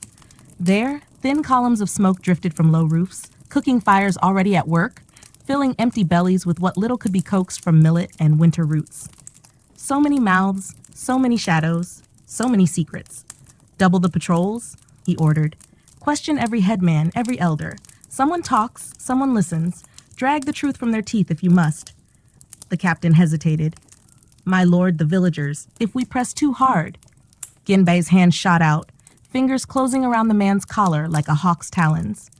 He drew him close until their noses nearly touched, and the steward's breath frosted on the captain's trembling beard. "If you cannot make peasants obey," Genbei whispered, "I will find those who can." He released him with a shove, and the captain stumbled back, bowing low as he barked orders to his men. They scattered into the village, boots crunching through fresh snow, eyes sharp for any slip of tongue or telltale sign. Aiko watched it all unfold from the half-shuttered window of her family's hut. She had returned before dawn, slipping beneath the blankets beside her youngest brother, her heart hammering so fiercely she feared it might wake the whole household. Now, as the sun rose pale and weary above the ridge, she peered through the crack in the shutter, watching Genbei's men stomp from door to door. They came to her neighbor's hut first, a bent old farmer whose only crime was to have once spoken too loudly when Sake loosened his tongue. She saw him dragged from his doorway by two guards, heard the muffled cries of his wife as she begged them not to strike him before the children's eyes.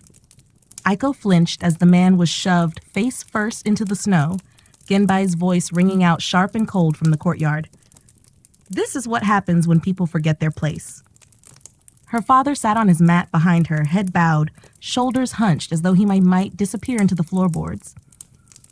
He said nothing as Aiko's mother used a scrap of cloth to patch a hole in her brother's sleeve. Silence filled the small hut, heavy, stifling, as though the walls themselves dared not breathe too loudly. When the guards finally moved on, Aiko slipped outside under the pretense of fetching water. She dipped the bucket into the frozen well, her fingers raw where they brushed the icy rim.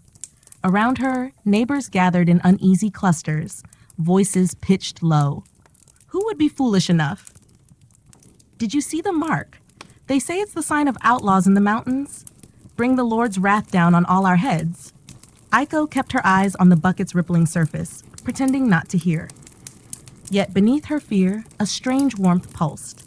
They were afraid. Yes, but they were also curious. And that spark of curiosity, she knew now, was the ember Harada and his men hoped to coax into flame. That night, when the fires burned low and the wind rattled the loose shutters, Aiko slipped from her mat once more. She wrapped her robe tight around her shoulders, yet the secret bundle of fish she still guarded pressed close to her ribs.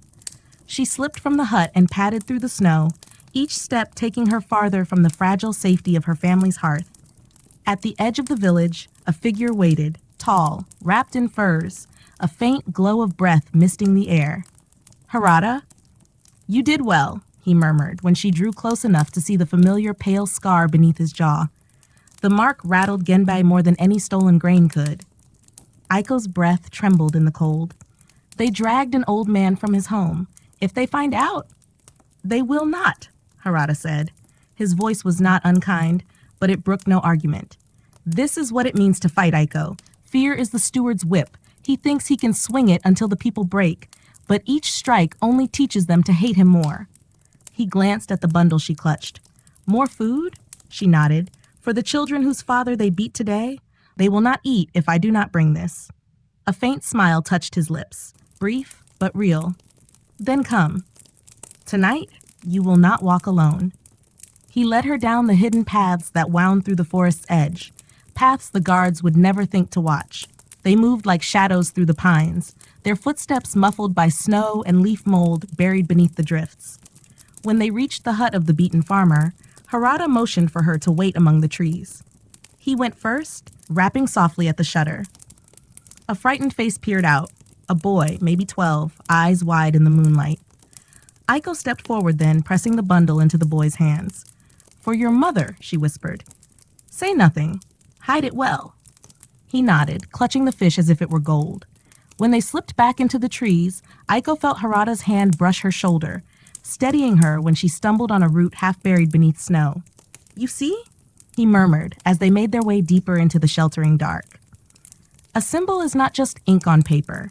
It is proof that fear can bleed. And when fear bleeds, people remember how to hope. Above them, the moon drifted between the tattered clouds, cold, clear, and curved like a blade newly drawn from its sheath. In the nights that followed, Hinamura's hush turned restless. Shadows shifted behind paper screens as families whispered of the mark on the storehouse door. Some in fear, some in anger, but all with a new edge to their voices. It was as if the winter wind itself carried rumors through the narrow lanes, stirring the embers that Harada and his ragged circle had hidden beneath blankets of snow. Aiko moved through her days, like a thread stitching the village's hidden worries together. By daylight, she stood at her father's side when the taxmen came knocking again. Genbai's dogs, as the people now called them, faces half hidden by scarves against the cold, eyes sharp as needles searching for any scrap of hidden grain.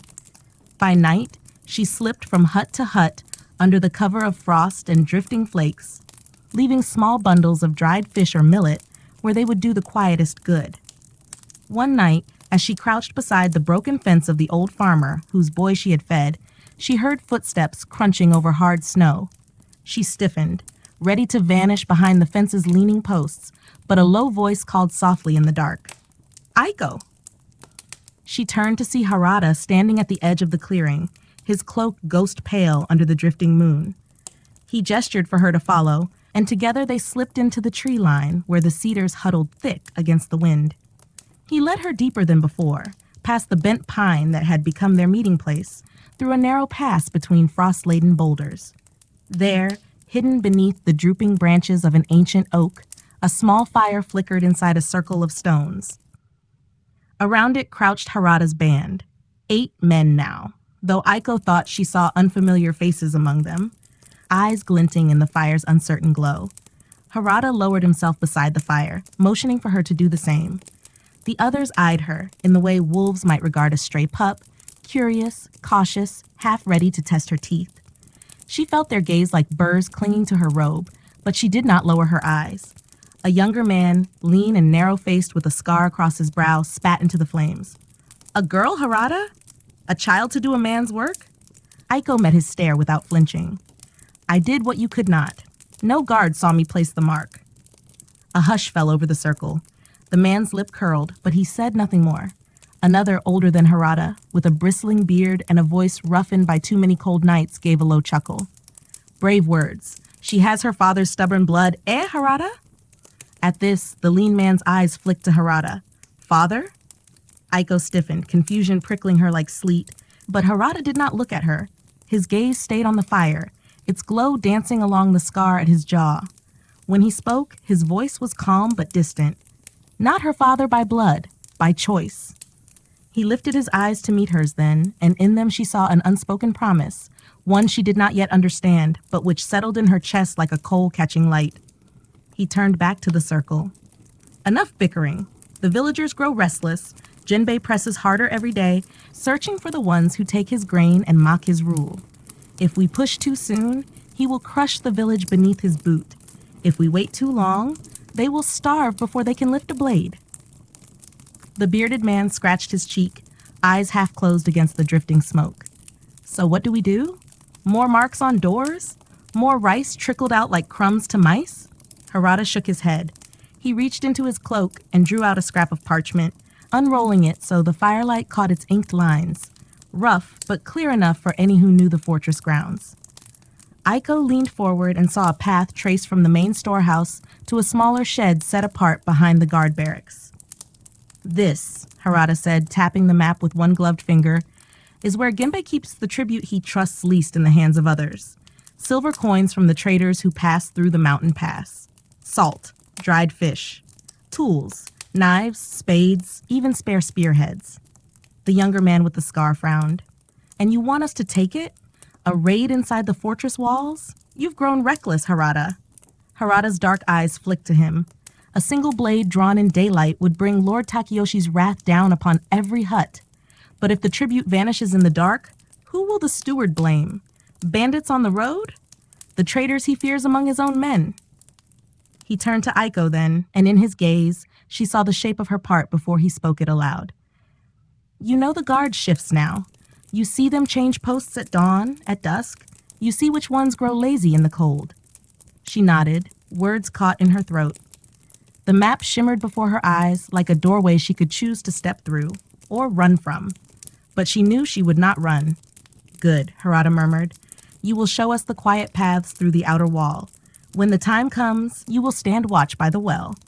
If there is trouble, you must warn us before the fortress dogs wake." Aiko pressed her palms together to stop their trembling. She thought of her brothers' thin faces, of the old man dragged from his hut, of Genbai's smile as he made a game of starvation. And she nodded once, firm enough that the lean man with the scar made a sound of grudging approval. The fire cracked, sending sparks whirling into the night. Harada leaned back on his heels, looking around the circle of worn, hard faces. "One more thing," he said softly, but his voice cut the hush like a blade drawn in the dark. "No blood if it can be helped. We take what is ours and vanish. The steward must see shadows, not rebels." He looked back at Aiko, the faintest glimmer of warmth hidden in his stern eyes. "Do you understand?" She did. She did. As the fire burned lower and the cold pressed closer, Aiko felt the weight of the night settle on her shoulders like a cloak she could not cast off. Somewhere beyond the trees, the fortress walls gleamed faintly under the rising moon, solid, cold, meant to keep people like her in their place. But in the hush between the crackle of the flames, she heard the forest breathe, ancient and patient. And she knew that stone walls, for all their weight, could tremble too.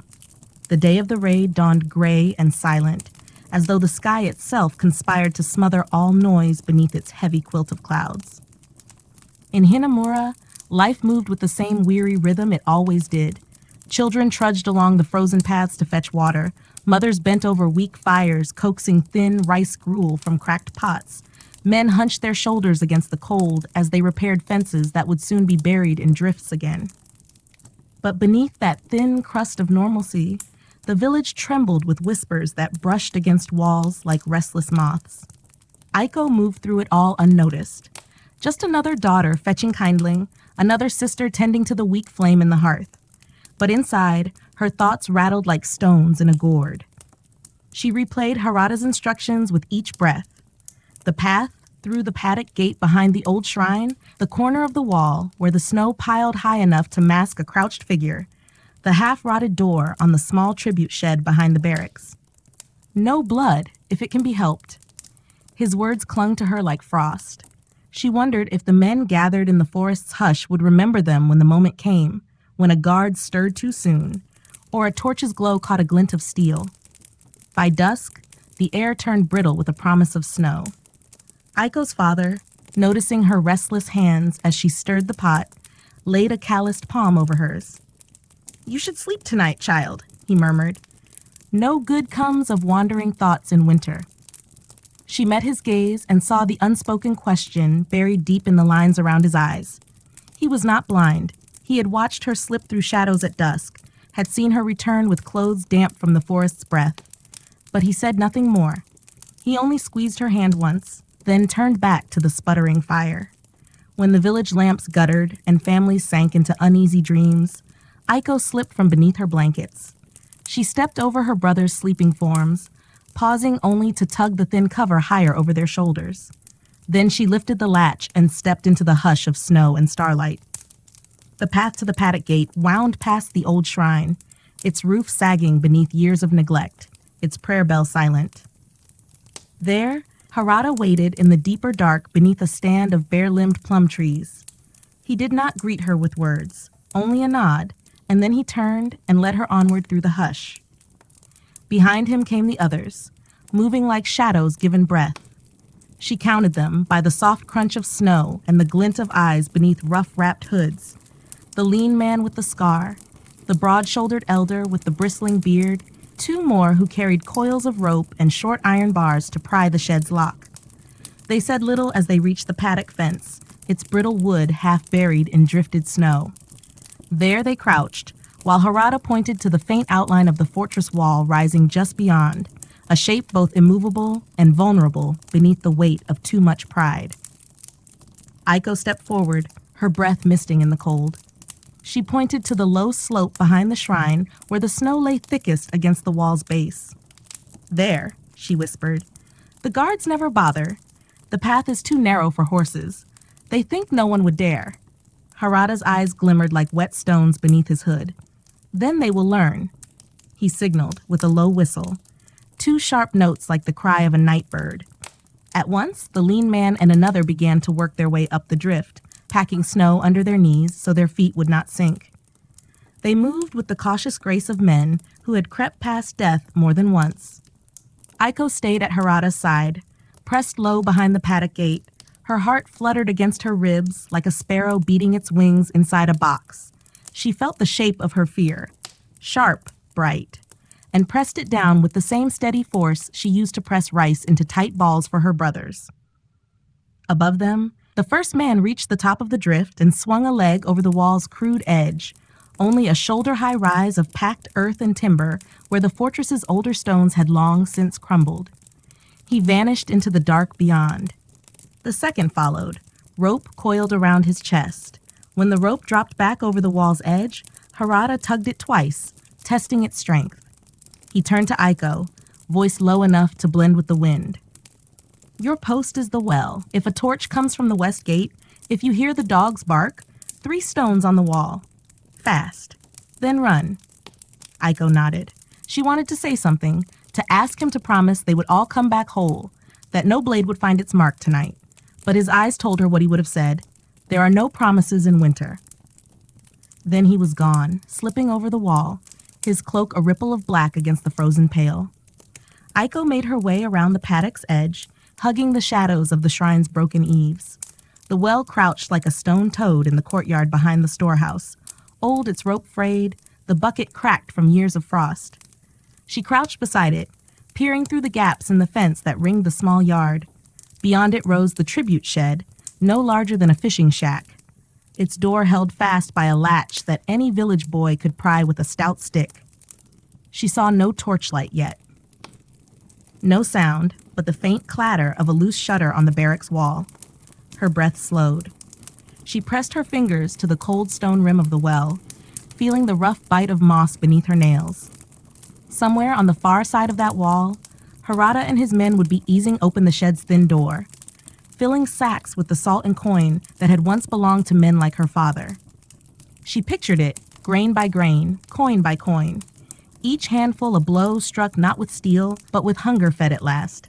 A sudden bark cracked the night, sharp, too close. Aiko froze, her ears straining through the cold. Another bark, then the shuffle of straw sandals on packed snow.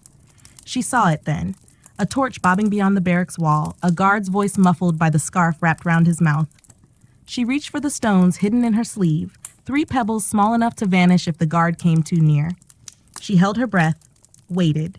The guard paused at the corner of the barracks, lifted his torch higher. The dog at his side strained at its leash, nose twitching toward the shed.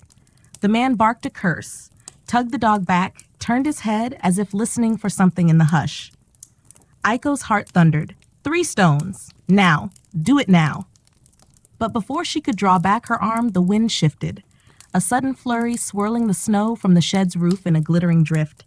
It caught the dog's nose. It sneezed, whining, then turned away, pawing at the ground. The guard cursed again, spat into the snow, and tugged the animal toward the barracks door. The torch vanished behind the wall.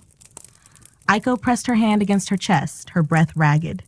Somewhere beyond the fence, she heard the faintest creak of the tribute shed's hinges and the soft shuffle of feet. Then silence again, thick, waiting. Above her, the stars blinked cold and indifferent through the broken clouds, bearing witness to a theft that was not really theft at all, but a small piece of freedom pried loose from walls that believed themselves unbreakable. When the last hinge groaned shut and the faint crunch of retreating footsteps slipped beneath the wind, Aiko rose from her place by the well. Her legs were stiff, her hands raw from pressing against the stone's frost. But her mind thrummed, bright with the memory of that single bark, that wavering torchlight, that fragile thread of luck that might have snapped at any breath. She pressed a palm to the rough wood of the fence, steadying herself as she strained to catch another sound, any sign that the men inside the tribute shed had been caught. But there was only the distant sigh of the wind winding through the trees beyond the fortress and the soft crackle of ice shifting on the well's surface. She turned, slipping into the shadows that crept from the old shrine's eaves. Each step back toward the paddock gate felt too loud, each snap of twig beneath her heel like thunder in her ears. When at last she reached the drift piled high against the fortress wall, a hand caught her wrist and tugged her down into the snow's deeper dark. Harada's eyes glinted through the slits of his hood, sharp, alive. Behind him crouched the lean man with the scar and the broad-shouldered elder, each burdened with a rough bundle strapped tight against their backs. She glimpsed the dull gleam of coins hidden within, heard the faint clink of metal against metal. "Good girl," Harada breathed, his voice barely louder than the hush of falling snow. "You kept the dog sleeping." Aiko's chest swelled with a breath she hadn't known she was holding. "The guard came close," she whispered back. "The dog, it almost is not enough for Genbai's taste," Harada said, a ghost of grim amusement in his tone. "Come." They moved as a single shadow over the wall, boots crunching through the drift that hid their tracks almost as quickly as they made them. On the far side, in the blind hollow behind the shrine's broken fence, 3 more figures waited. Watchmen who would take the stolen tribute deeper into the forest before dawn cracked open the truth of what had been done. Aiko crouched beside Harada as he tugged the rope free from where it had been tied to the rotting fence post. He coiled it with careful fingers, his breath rising in steady puffs. The lean man with the scar knelt beside his sack, pulling the cloth open just enough for Aiko to see the dull shine within. Salt, silver, small tools bound in twine, wealth enough to buy food for the village through the next moon if they parceled it wisely. Wealth enough, perhaps, to remind Genbei and his master that even the smallest hut cast shadows long enough to swallow the feet of those who dared stand too high. The broad-shouldered elder grinned down at Aiko, his beard bristling like frost-laden brush. "A quiet blade does the deepest cut," he rasped. "You did well, girl." Aiko nodded, her throat tight. She wanted to tell them it was not courage that had steadied her hand. Not really. It was the memory of her brother's sharp ribs beneath her palms as she pressed them to sleep at night. The memory of her father's eyes when he bent low before the steward's men. The memory of Genbei's laughter when he ordered a starving farmer beaten for daring to beg. She had not done this for praise. She had done this because silence no longer kept her warm. Harada rose, slinging the rope over his shoulder. His eyes met hers in the half-light that spilled from the shrine's battered doorway. Beneath the battered hood, his scar caught the faintest glint of starlight. "Tonight we stole what was ours," he said, his voice quiet but edged like a drawn blade. "Tomorrow they will wake to find their locks empty, their fear cracked like old plaster, and when they ask who dared..." He paused, his gaze sweeping over the small band gathered in the shrine's ruined court. Over Aiko's thin shoulders, the elders bent back, the lean man's restless eyes. Over the hidden footprints, already filling with drifting snow, they will find no bandits, no swords raised at their gates, only shadows and silence and empty bowls we have chosen to fill ourselves. One by one, the men slipped into the trees, burdened but light-footed as foxes. Harada lingered by the shrine gate, looking back at Aiko as she stood half-hidden in the drifting dark. "Go home," he said. "Rest. Say nothing. When they come with questions, you are a child who knows nothing of shadows and stolen tribute." She wanted to ask what next. But the answer was there, unspoken, carried on the hush of snow falling between ancient cedars. There would always be a next, so long as hunger kept its grip and power pressed its boot upon their necks. She nodded once. Harada dipped his head in return. No smile, no promise of safety, only the shared certainty that they had crossed another threshold tonight and could never step fully back again. When Aiko crept through her village's narrow lanes, past the shuttered huts and the faint glow of dying hearths, she felt the stolen warmth hidden in the dark woods behind her like an ember cupped in both hands. She paused by her own door, touching the rough beam with numb fingers. Within, her father slept, her brothers curled tight against the cold. Tonight, they would not know what she had done for them. Tomorrow, they would eat a little better, breathe a little easier. And when the steward's men thundered through the snow demanding answers, they would find only a girl tending her fire, her eyes lowered, her lips sealed. Beyond the walls, the wind carried the faintest promise of deeper cold to come, but also the hush of branches waiting for spring to loosen their grip. And in that hush, Aiko breathed out her fear, letting it drift away like frost turned to mist beneath a pale and patient moon. Through the hush of the late spring rain, the village at the foot of the mountains stirred beneath its thatched roofs, each droplet tapping gently upon worn timber and old straw. Within those walls, families huddled around low fires, clutching warmth as though it were gold, for warmth meant survival in a world that offered little mercy. Beyond the fields lay the forest, heavy with mist and secrets, where peasants dared not linger once the sun's final embers sank behind the ridges. Tonight, within one such modest dwelling, an old man named Jiro sat cross-legged by the hearth. His hair was thin, bound in a topknot that spoke of days when he had once served as an ashigaru, foot soldier for a local daimyo whose name time had all but swallowed. His granddaughter, Aiko, curled by his side, her eyelids drooping though her mind clung to the soft cadence of Jiro's voice, for in his telling of the past, she found a strange comfort, a gentle horror that reminded her why they must cherish each flicker of warmth, each handful of rice. Jiro spoke of his youth, when he and his father had labored endlessly to pay rice tax to their lord. In those days, the taxmen came not once, but twice a year, demanding a share so large that the villagers learned to live on the scraps that remained. Failure meant punishment, often cruel, and rumors swirled of men dragged from their huts and bound to posts as examples, their cries echoing through the valley to remind all that loyalty was not a request, it was an iron law. His voice grew softer as he described the rice paddies that sprawled beyond the village like mirrors to the sky. Each dawn, peasants bent their backs to the flooded fields, their feet sinking into the mud while leeches and insects feasted unseen. Bent double from dusk until dawn, they sang low songs to keep the shadows of hunger and despair at bay. Yet for all their toil, the rice was not truly theirs. It belonged first to the daimyo, then to the samurai, then to the temple, and only then, if any remained, to the peasant who had coaxed it from the earth with his very bones. Aiko's eyes fluttered open and shut, her small hand finding her grandfather's weathered fingers. Jiro squeezed them gently. He did not tell her yet of the worst nights, when famine crept like a wolf from the mountains, baring its fangs when the harvest failed, or a storm drowned the paddies. Then, entire families would vanish into the forest, seeking roots, bark, anything to fill the void gnawing within. Some never returned, and those who did spoke in hushed tones of what they had done to live one more day. Beyond the warm circle of firelight, the wind sighed through the village lanes, rattling wooden shutters, whispering of other miseries that stalked these lands. Jiro recalled with a slow shake of his head how bandits often prowled the outskirts, waiting for lean seasons to weaken the villagers' resolve. Sometimes these brigands were ronin, masterless samurai whose swords had lost their rightful cause and now found purpose only in the gleam of coin and the taste of fear. The village men would form watch groups, armed with little more than bamboo spears and hunting bows, but when faced with steel blades honed by years of war, resistance was a fragile hope. And yet, even within this unforgiving existence, the villagers found moments of small wonder.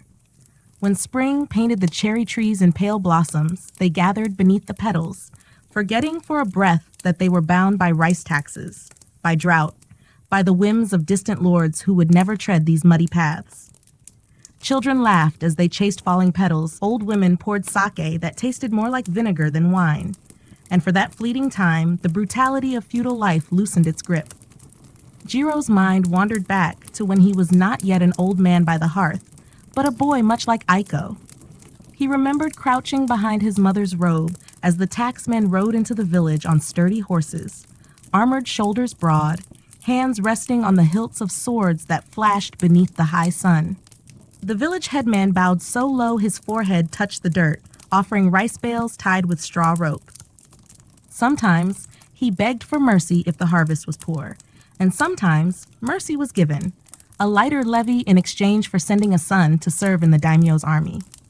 Jiro's older brother had gone that way, never to return, swallowed by the endless skirmishes that bled across provinces like ink across parchment.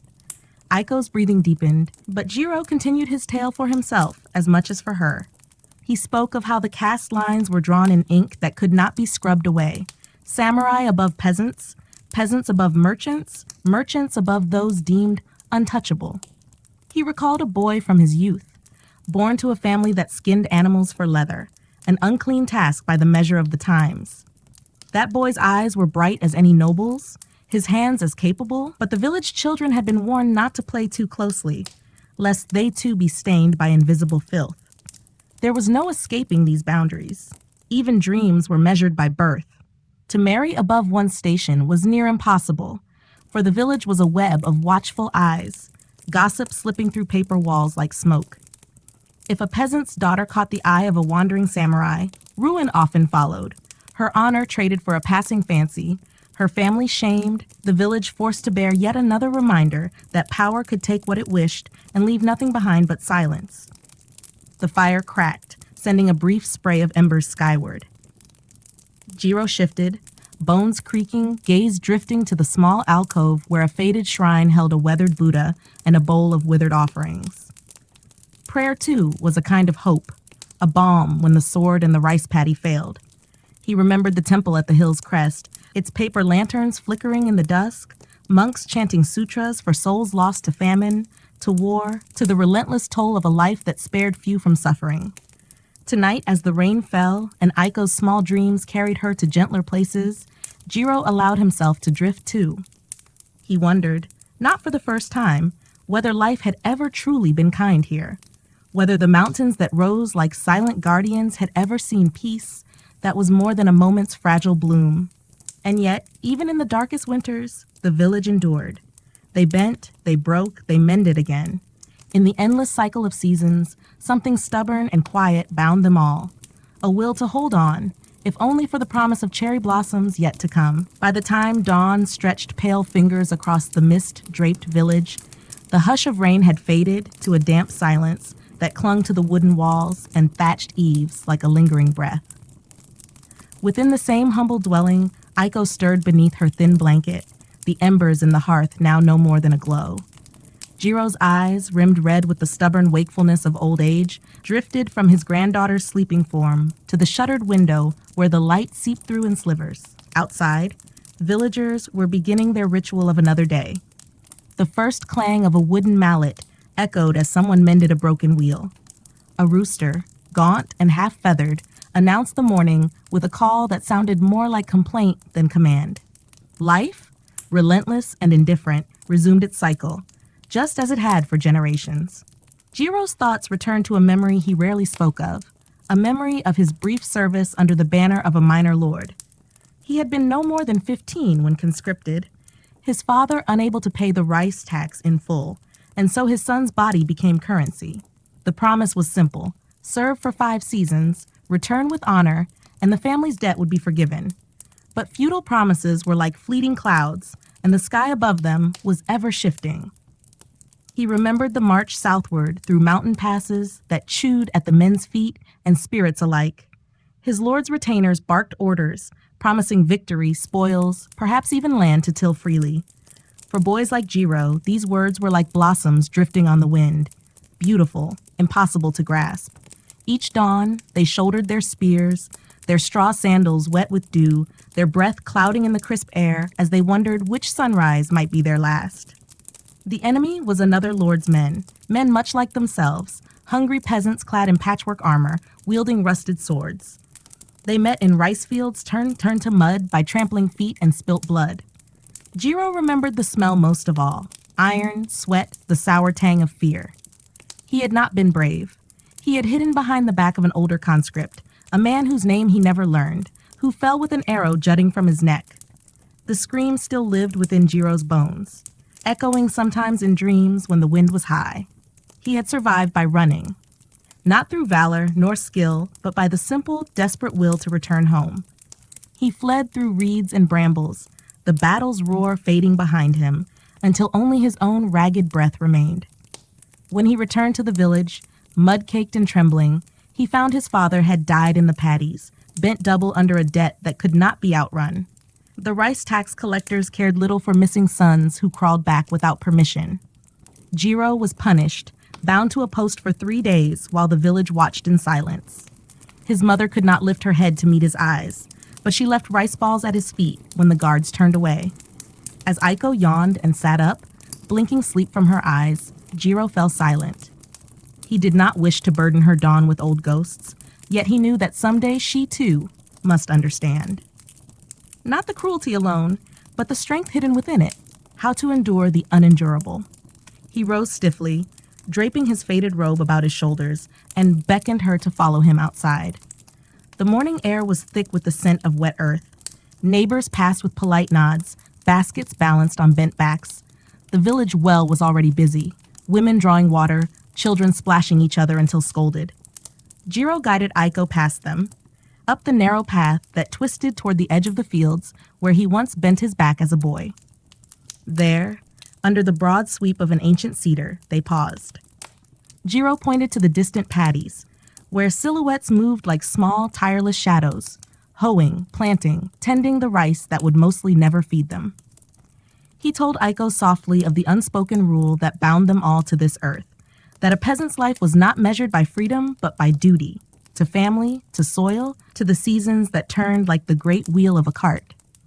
Yet he spoke, too, of moments when the wheel slowed, of harvest festivals when drums beat through the dusk and villagers shed their burdens for a night, when masked dancers twirled by torchlight weaving stories older than any scroll, tales of fox spirits and vengeful ghosts, of heroes who rose from fields like these to change the course of kingdoms. Such stories offered a spark in the dark, a promise that perhaps, just perhaps, a single life might reach beyond the narrow furrows of birth. Aiko listened, wide-eyed, clutching a wooden doll carved by her father before fever took him. Jiro's heart ached at the sight, but he pressed on, his voice carrying a warmth that masked the sorrow beneath. He spoke of how the temple bells would toll in the distance, summoning villagers to pray for good harvests and forgiving weather. And he described the monks, humble in threadbare robes, who sometimes shared their meager rice with widows and orphans, small acts of mercy in a world starved for kindness. He did not tell Aiko of the monks who hoarded wealth behind gilded screens, or the shrine priests who sold blessings to the highest bidder. Not yet. Some truths were too bitter for a child's dawn. There would be time enough for that when her eyes had seen more winters.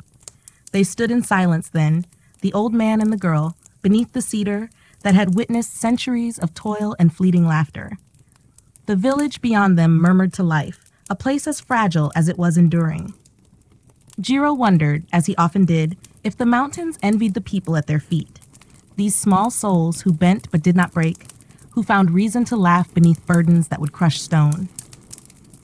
And as a soft breeze stirred the last drops from the cedar's branches, Jiro whispered to Aiko that in this life, brutal as it was, one must find small flames and guard them fiercely. A heart's warmth, a child's question, a blossom drifting down on spring wind. For sometimes, against all odds, such tiny flames could light even the darkest of nights.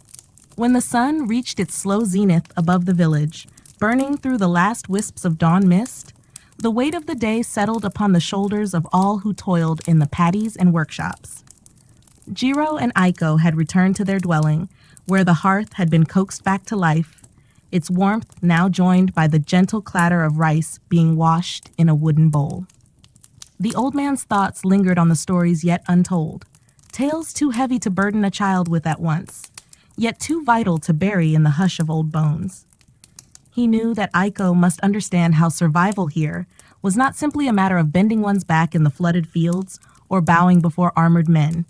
It was a dance with nature's fickle moods and the cruel hand of fate, played out season after season until one's breath ran dry. To live in feudal Japan was to live in constant negotiation with scarcity, fear, and the quiet hope that tomorrow might grant mercy where today had none. After their simple meal, rice gruel with a few wilted greens, Jiro took Aiko's hand and led her through the village once more. This time, they passed the paddies and climbed the winding path toward the old temple that crowned a low rise beyond the last farm plots. The steps were mossy and worn from centuries of feet, pilgrims and villagers alike, seeking solace, forgiveness, or just a moment's stillness. At the gate stood a bell, cast of iron so old it seemed part of the earth itself. Aiko peered up at it, wide-eyed, as Jiro told her of its purpose, how its deep, resonant chime was said to carry prayers beyond the mountains, up into realms where ancestors and forgotten gods might yet listen. But he knew, too, that no bell could drown out hunger, or the steel-sharp cry of a tax collector's blade, or the silent dread that came when crops failed and the granaries locked their doors. They entered the temple's courtyard, where a stone lantern flickered beside a small koi pond.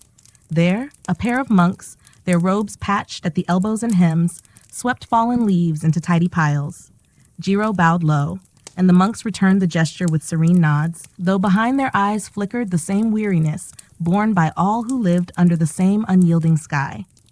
Aiko knelt before a wooden statue of Kannon, the bodhisattva of mercy, her small hands pressed together as she whispered her wishes, for her mother's spirit to watch over her, for her grandfather's back to ache less, for next winter to come gently. Jiro watched her, his heart tight in his chest, wondering if the stone-faced deity heard such humble pleas, or if the prayers drifted away like mist in the mountain wind. He thought then of the secret burdens the monks carried. Once, when he was scarcely older than Aiko, he had glimpsed the hidden storehouses behind temple walls, grain piled high while villagers starved outside.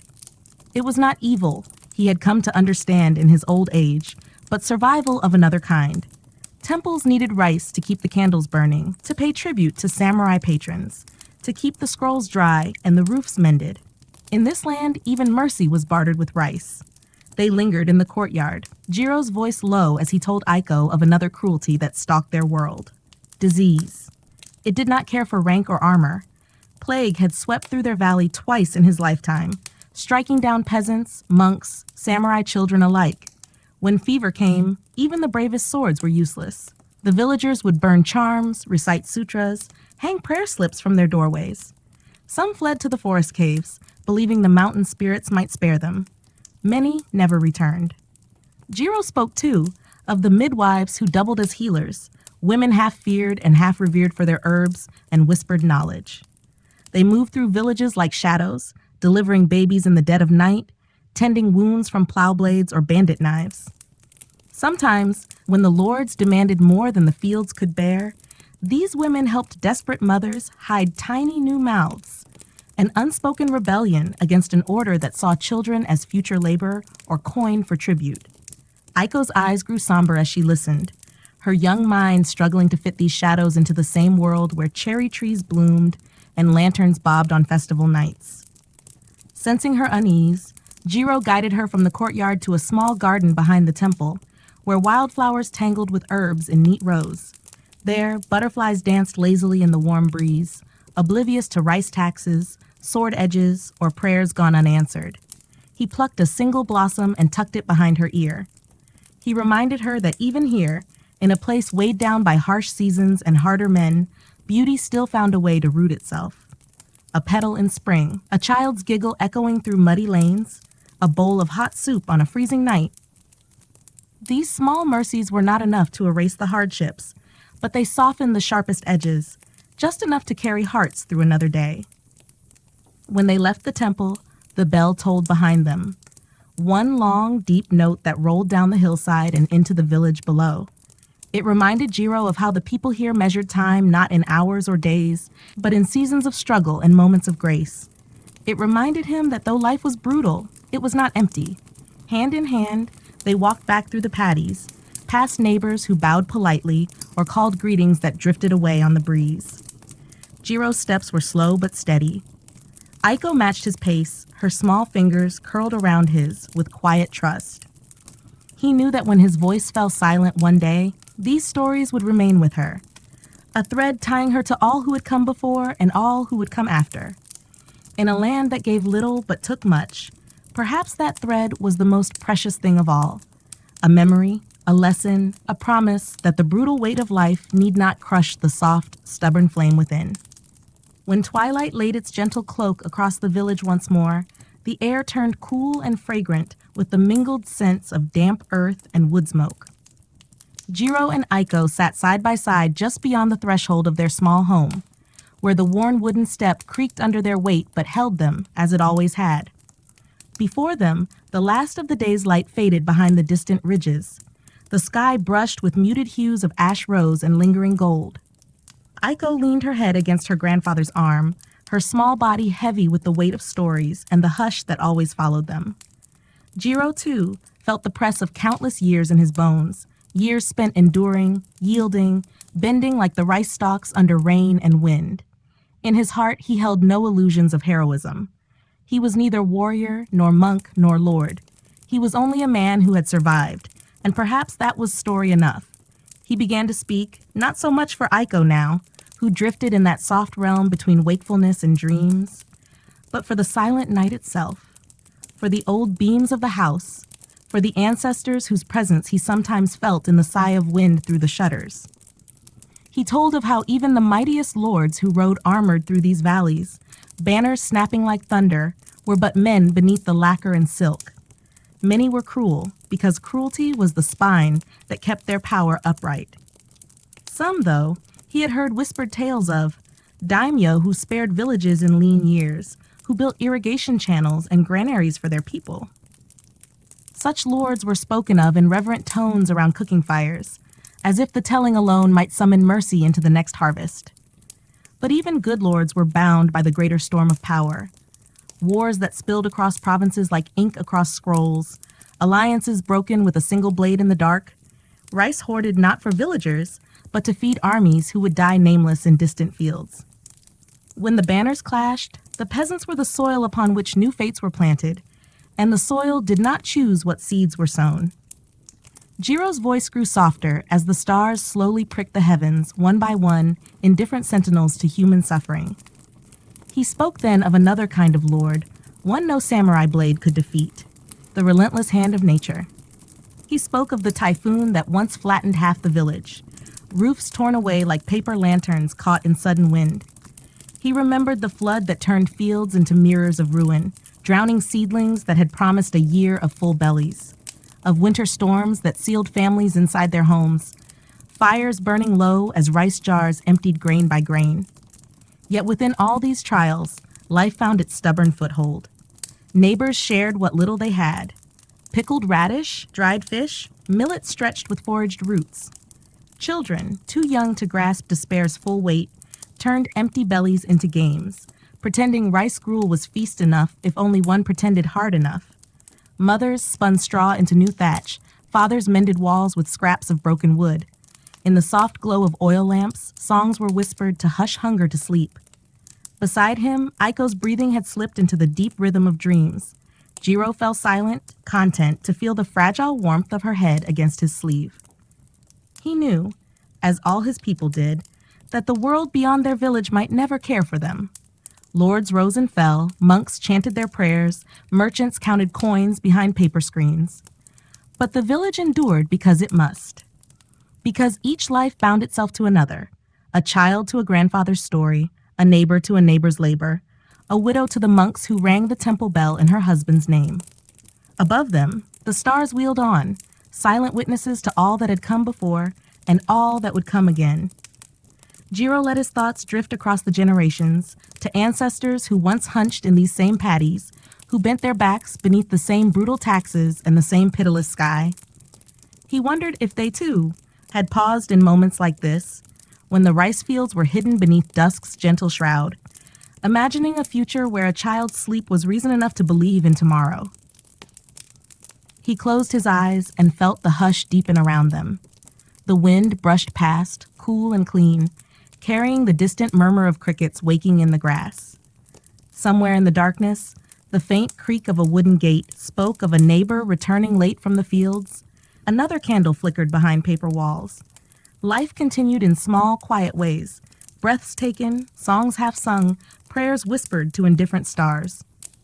As the first chill of night settled in, Jiro shifted carefully, easing Aiko into his arms. He lifted her, light as a bundle of reeds, and carried her inside, past the threshold where the night shadows dared not follow. He laid her gently upon her bedding, tucking the thin blanket around her shoulders, smoothing the loose strands of hair from her brow. He remained there for a time, kneeling beside her, feeling the steady rise and fall of her breath. A single ember still glowed in the hearth, pulsing softly like a heartbeat. Outside, the world would keep its harsh promises, another harvest, another tax, another storm on the horizon. But for this one hush of night within these walls, there was warmth, and the soft echo of a story carried on an old man's breath. And perhaps, he thought as he leaned closer to kiss her brow, that was enough. That a child might sleep, that a tale might live, and that beneath the iron weight of a brutal life, something gentle could endure, quietly, stubbornly, like the hidden root of a cherry tree waiting for spring's first promise to bloom again.